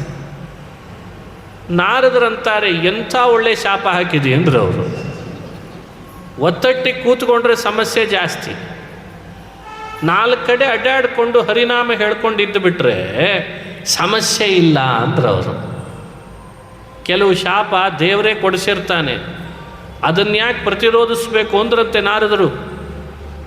ಹಾಗಾಗಿ ಆ ಪ್ರತಿರೋಧಿಸಲಿಲ್ಲ. ಅವತ್ತಿನಿಂದ ನಾರದರು ತ್ರಿಲೋಕ ಸಂಚಾರ ಹೆಚ್ಚು ಮೊದಲೇ ಮಾಡ್ತಿದ್ರು, ಮತ್ತಷ್ಟು ಮಾಡಲಿಕ್ಕೆ ಶುರು ಮಾಡಿದ್ರಂತೆ. ಹೀಗೆ ದಕ್ಷ ಶಾಪ ಕೊಡುವಂತೆಯೂ ಆಯಿತು ಅನ್ನೋ ಕಥೆ ಪುರಾಣದಲ್ಲಿ ಬರ್ತದೆ.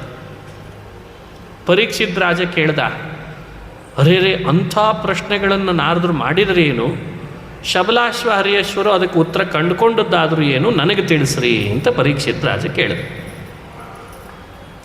ಆ ಪ್ರಶ್ನೋತ್ತರಗಳನ್ನು ಬಿಡಿಸಿ ಹೇಳ್ತಾರೆ. ನಾರದರು ಮಾಡಿದ ಪ್ರಶ್ನೆ ಹೀಗಿತ್ತಂತೆ, ಅದೃಷ್ಟ್ವಾಂತಂ ಭುವೋ ಯೂಯಂ ಬಾಲಿಶಾ ಬತ ಪಾಲಕಾಹ. ಭೂಮಿಯ ನಾಶ ಎಂದು ಅಂತ ಮೊದಲನೇ ಪ್ರಶ್ನೆ ಮಾಡಿದ್ರಂತೆ. ನಿಮಗೆ ಭೂಮಿ ಎಂದು ನಾಶ ಆಗ್ತದೆ ಅಂತ ಗೊತ್ತಿದೆನಾ? ಅದನ್ನು ಪತ್ತೆ ಹಚ್ಚರಿ. ಎರಡನೇ ಪ್ರಶ್ನೆ, ಒಬ್ಬನೇ ಒಬ್ಬ ಪುರುಷ ಆಳುವಂಥ ಒಂದು ರಾಷ್ಟ್ರ ಇದೆ, ಏಕಪುರುಷ ರಾಷ್ಟ್ರ, ಒಬ್ಬನೇ ಪುರುಷ, ಅವನೇ ಮೊದಲಿಂದ ಆಳ್ತಿದ್ದಾನೆ. ಆ ಪುರುಷ ಯಾರು, ಆ ರಾಷ್ಟ್ರ ಯಾವುದು ಅಂತ ಎರಡನೇ ಪ್ರಶ್ನೆ ಇತ್ತು. ಮೂರನೇ ಪ್ರಶ್ನೆ, ಬಿಲಂಚ ದೃಷ್ಟ ನಿರ್ಗಮಂ. ಒಂದು ಬಿಲ ಇದೆ, ಗುಹೆ, ಒಳಗೆ ಹೋಗ್ಲಿಕ್ಕೆ ಅವಕಾಶ ಇದೆ ಅಂತೆ, ಹೊರ ಬರಲಿಕ್ಕೆ ಸಾಧ್ಯ ಇಲ್ಲಂತೆ, ಅಂಥ ಬಿಲ ಯಾವುದು ಅಂತ ಕೇಳಿದ್ರಂತೆ. ಬಿಲಂಚ ಅದೃಷ್ಟ ನಿರ್ಗಮಂ. ಹಾಗೇನೆ ಒಂದು ಹಂಸ ಪಕ್ಷಿ ಇದೆ, ಚಿತ್ರ ವಿಚಿತ್ರವಾದ ಕಥೆಗಳನ್ನು ಯಾವಾಗಲೂ ಹೇಳ್ತಿರ್ತದೆ. ಆ ಹಂಸ ಪಕ್ಷಿ ಯಾವುದು ಅಂತ ಕೇಳಿದ್ರಂತೆ. 25 ಇಟ್ಟಿಗೆಯಿಂದ ನಿರ್ಮಾಣ ಮಾಡಿದ ಮನೆ ಇದೆ. ಆ 25 ಇಟ್ಟಿಗೆಗಳು ಯಾವುದು, ಆ ಮನೆ ಯಾವುದು ಅಂತ ಕೇಳಿದ್ರಂತೆ. 25 ತತ್ವಾನಾಂ ಪುರುಷೋದ್ಭುತ ದರ್ಶನ ಅಂತ ಕೇಳಿದ್ದಾರೆ. ಕ್ವಚಿದ್ಧಂಸಂ ಚಿತ್ರಕಥಂ. ಹಾಗೆ ಒಂದು ಪೂರ್ವಕ್ಕೆ ಪಶ್ಚಿಮಕ್ಕೆ, ಒಮ್ಮೆ ಪೂರ್ವಕ್ಕೆ ಹರಿತದೆ, ಒಮ್ಮೆ ಪಶ್ಚಿಮಕ್ಕೆ ಹರಿತದೆ. ಹಾಗೊಂದು ನದಿ ಇದೆ, ಆ ನದಿ ಯಾವುದು ಅಂತ ಕೇಳಿದ್ದಾರಂತೆ. ಯಾವಾಗಲೂ ತಿರುಗುತ್ತಾನೇ ಇದೆ. ಅದರ ಅಂಚು ಬಹಳ ತೀಕ್ಷ್ಣವಾಗಿದೆ, ಅದರ ವೇಗ ಪತ್ತೆ ಹಚ್ಚಲಿಕ್ಕೂ ಆಗಲ್ಲ, ಅಷ್ಟು ವೇಗವಾಗಿ ತಿರುಗ್ತಾ ಇರುವ ತೀಕ್ಷ್ಣ ಅಂಚಿನ ಚಕ್ರ ಯಾವುದು ಅಂತ ಕೇಳಿದ್ದಾರೆ. ಮತ್ತೊಂದು ಪ್ರಶ್ನೆ, ಅವರವರ ತಂದೆ ಅವರಿಗೆ ಮಾಡಿರುವ ಆದೇಶ ಏನು ಅಂತ ಕೇಳಿದ್ದಾರೆ. ತಂದೆಯ ಆದೇಶ ಏನು? ಇಷ್ಟು ಪ್ರಶ್ನೆಗಳಿಗೆ ಉತ್ತರ ಕೊಡಿ, ಆಮೇಲೆ ಸೃಷ್ಟಿ ಮಾಡಲಿಕ್ಕೆ ಹೊರಡ್ರಿ ಅಂತಂದರು. ಅನುರೂಪಮವಿಜ್ಞಾಯ ಅಹೋ ಸರ್ಗಂ ಕರಿಷ್ಯಥ. ಅನುರೂಪವನ್ನು ಅಂದರೆ ಅನುಗುಣವಾದ ಉತ್ತರ ತಿಳಿದೆ ಸೃಷ್ಟಿ ಮಾಡ್ತೀನಿ ಅಂದರೆ ಏನರ್ಥ? ಇದಕ್ಕೆ ಉತ್ತರ ತಿಳಿದು ಆಮೇಲೆ ಸೃಷ್ಟಿ ಮಾಡಿರಿ ಅಂತಂದರು. ತನ್ನಿಶಮ್ಯಾಥ ಹರ್ಯಶ್ವಾಹ. ಔತ್ಪತ್ತಿಕ ಮನೀಷಯ. ಇದನ್ನು ಕೇಳಿದ ಹರಿಯಶ್ವ ಶಬಲಾಶ್ವರು ಔತ್ಪತ್ತಿಕ ಮನೀಷಯ ಅಂದರೆ ಸ್ವಾಭಾವಿಕವಾದ ಬುದ್ಧಿಶಕ್ತಿ ಇತ್ತು. ಆದ ಕಾರಣ ಯಾವ ಪ್ರಶ್ನೆಗಳಿಗೂ ಹೆಚ್ಚು ಸಮಯ ತಗೊಳ್ದೇನೆ ಎಲ್ಲ ಪ್ರಶ್ನೆಗಳಿಗೆ ಉತ್ತರಿಸಿದ್ರಂತೆ. ವಾಚಃಕೂಟಂ ನಿಶಮ್ಯ, ಎಲ್ಲ ಪ್ರಶ್ನೆಗಳಿಗೂ ಉತ್ತರ ಕೊಟ್ಬಿಟ್ರು. ಏನು ಉತ್ತರ ಕೊಟ್ಟರು ಅಂತ ಕುತೂಹಲದಿಂದ ಪರೀಕ್ಷಿತ್ ರಾಜ ಶುಕಮುನಿಗಳನ್ನು ಪ್ರಶ್ನಿಸಿದ. ಹೇಳ್ರಿ ನನಗದನ್ನು ಅಂತ ಕೇಳಿಕೊಂಡ.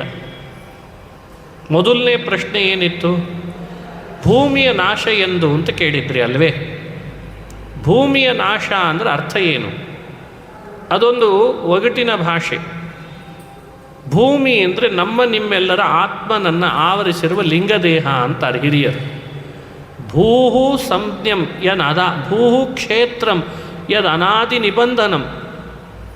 ಆತ್ಮನನ್ನು ಆವರಿಸಿ ಆತ್ಮನ ಸುಖ ಆತ್ಮನಿಗೆ ಸಿಗದಂತೆ ಬಂಧಿಸಿರುವ ಒಂದು ವ್ಯವಸ್ಥೆ ಇದೆ, ಅದಕ್ಕೆ ಲಿಂಗದೇಹ ಅಂತ ಕರೀತಾರೆ. ಆ ಲಿಂಗದೇಹ ಮನುಷ್ಯನನ್ನು ಆತ್ಮನನ್ನು ಆವರಿಸಿದೆ. ಬರೀ ಮನುಷ್ಯ ಅಂತಲ್ಲ, ಆತ್ಮನನ್ನು. ಭತ್ತ ಇದೆ, ಭತ್ತ.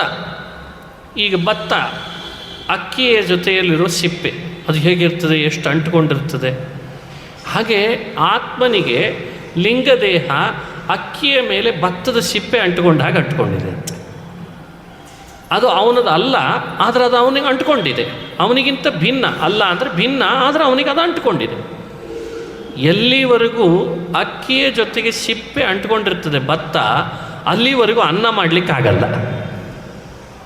ಅದನ್ನೇ ಬೇಯಿಸಿ ತಿಂತೀನಿ ಅಂದ್ರೆ ಏನರ್ಥ? ಹಾಗಾಗಿ ಜೀವಾತ್ಮ ಅಕ್ಕಿ ಇದ್ದ ಹಾಗೆ, ಅವನಿಗೆ ಅಂಟ್ಕೊಂಡಿರುವ ಲಿಂಗದೇಹ ಅಂದರೆ ಸಿಪ್ಪೆ ಇದ್ದ ಹಾಗೆ ಅಂತ ವಿವರಣೆ ಕೊಡ್ತಾರೆ. ಅದನ್ನೇ ನೀವು ಭೂಮಿ ಅಂತ ಕರೆದ್ರಿ, ಅದು ಆಶ್ರಯ ಜೀವಾತ್ಮನಿಗೆ ಅಂತ ವಿವರಣೆ ಬಂತು. ಅದರ ನಾಶ ಎಂದಾಗ್ತದೆ, ನಾಶ ಎಂದಾಗ್ತದೆ ಎನ್ನುವುದೇ ಒಂದು ದೊಡ್ಡ ಚರ್ಚೆ.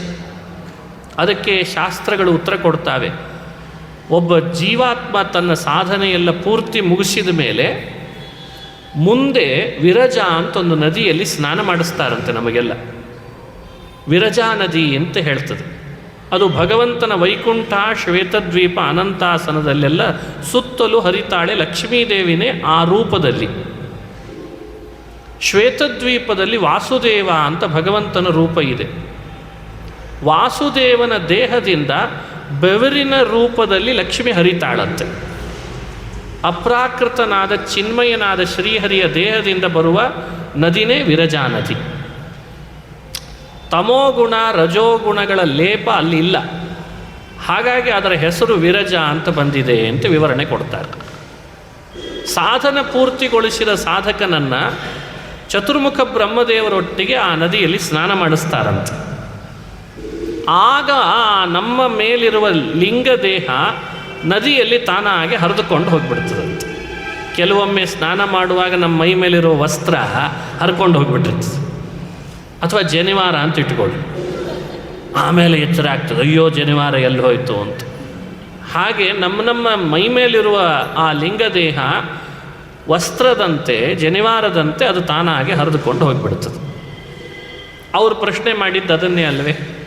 ಇದು ಆಗಲಿಕ್ಕೆ ಬಹಳ ಟೈಮ್ ಇದೆ. ಮತ್ತು ಒಬ್ಬೊಬ್ಬ ವ್ಯಕ್ತಿ ಯೋಗ್ಯ ಗುರುಗಳನ್ನು ಆಶ್ರಯಿಸಬೇಕು, ಅಥವಾ ಯೋಗ್ಯ ಗುರುಗಳು ಈ ಯೋಗ್ಯ ಶಿಷ್ಯನನ್ನು ಅರಿಸಿ ಬಂದು ಅವನ ಯೋಗ್ಯ ಬಿಂಬವನ್ನು ಅವನಿಗೆ ಉಪದೇಶ ಮಾಡಬೇಕು. ಯೋಗ್ಯ ಬಿಂಬೋ ಸ್ವಯೋಗ್ಯ ಬಿಂಬೋಪಾಸನಯ ಅಂತ ಟೀಕಾಕೃತ್ಪಾದರು ನ್ಯಾಯಸುಧಾದಲ್ಲಿ ಹೇಳ್ತಾರೆ. ಅವನಿಗೆ ಯೋಗ್ಯವಾದ ಬಿಂಬವನ್ನು ಅವನು ಉಪಾಸನೆ ಮಾಡಬೇಕು. ಆ ಉಪಾಸನೆ ಹಂತ ಸಣ್ಣ ಮಟ್ಟದ್ದಲ್ಲ, ದೊಡ್ಡ ಮಟ್ಟದ್ದಿರ್ತದೆ. ಆಗ ಅವನಿಗೆ ಬಿಂಬನ ಸಾಕ್ಷಾತ್ಕಾರ ಆಗಬೇಕು. ಸಾಕ್ಷಾತ್ಕಾರ ಆದಮೇಲೆ ಎಷ್ಟೋ ಸಮಯ ಇರ್ತದೆ, ಪ್ರಾರಬ್ಧ ಶೇಷ ಉಳಿದ್ರಿಂದ ಅದು ಕಳ್ಕೊಳ್ಬೇಕು. ಪ್ರಾರಬ್ಧ ಉಳಿತದೆ, ಉಳಿದ 2 ಕರ್ಮಗಳು ಮಾತ್ರ ನಾಶ ಆಗ್ತವೆ. ಅದನ್ನು ಸಂಚಿತ ಆಗಾಮಿ ಅಂತ ಕರೀತಾರೆ. ಸಂಚಿತ ಆಗಾಮಿಗಳು ನಾಶ ಆಗಿರಬೇಕು, ಪ್ರಾರಬ್ಧ ಉಳಿದಿರ್ತದೆ, ಆದ್ದರಿಂದ ಅದನ್ನು ಕಳೆದುಕೊಳ್ಬೇಕು. ಆ ಪ್ರಾರಬ್ಧ ಪೂರ್ಣ ಮುಗಿದ ಮೇಲೆ ಚತುರ್ಮುಖ ಬ್ರಹ್ಮದೇವರ ಒಟ್ಟಿಗೆ ಅವರು ಒಂದು ಉಪದೇಶ ಮಾಡ್ತಾರೆ. ವಿರಜಾ ನದಿ ತೀರಕ್ಕೆ ಕರೆದುಕೊಂಡು ಹೋಗ್ತಾರೆ. ಈ ಸಾಧಕನನ್ನು ಅಲ್ಲಿ ಮುಳುಗಿಸ್ತಾರೆ. ಇದೆಲ್ಲ ಸ್ನಾತಕೋತ್ತರ ಪದವೀಧರರು ಅಂತ, ಸ್ನಾತಕೋತ್ತರ ಅಂತ ಮಾಡ್ತಿರ್ತಾರಲ್ಲ, ಹಂಗಿದ್ದು ಸಾಧನ ಪೂರ್ಣ ಮುಗಿದ ಮೇಲೆ ವಿರಜಾ ನದಿಯ ಸ್ನಾನ ಮಾಡಿಸ್ತಾರಂತೆ. ಅದಕ್ಕೆ ಉತ್ತರ ಕೊಡುವಾಗ ಇಷ್ಟು ಹೇಳಿದರು, ಲಿಂಗದೇಹದ ನಾಶ ಸಾಧನ ಪೂರ್ತಿ ಆದ ಬಳಿಕ ಅಂತ ಉತ್ತರ ಕೊಟ್ರಂತೆ. ಅದು ಬ್ರಹ್ಮದೇವರ ಒಟ್ಟಿಗೆ ವಿರಜಾ ನದಿ ಸ್ನಾನದಿಂದ ಆಗ್ತದೆ ನಾಶ. ಮೊದಲನೇ ಪ್ರಶ್ನೆಗೆ ಉತ್ತರ ಆಯಿತು.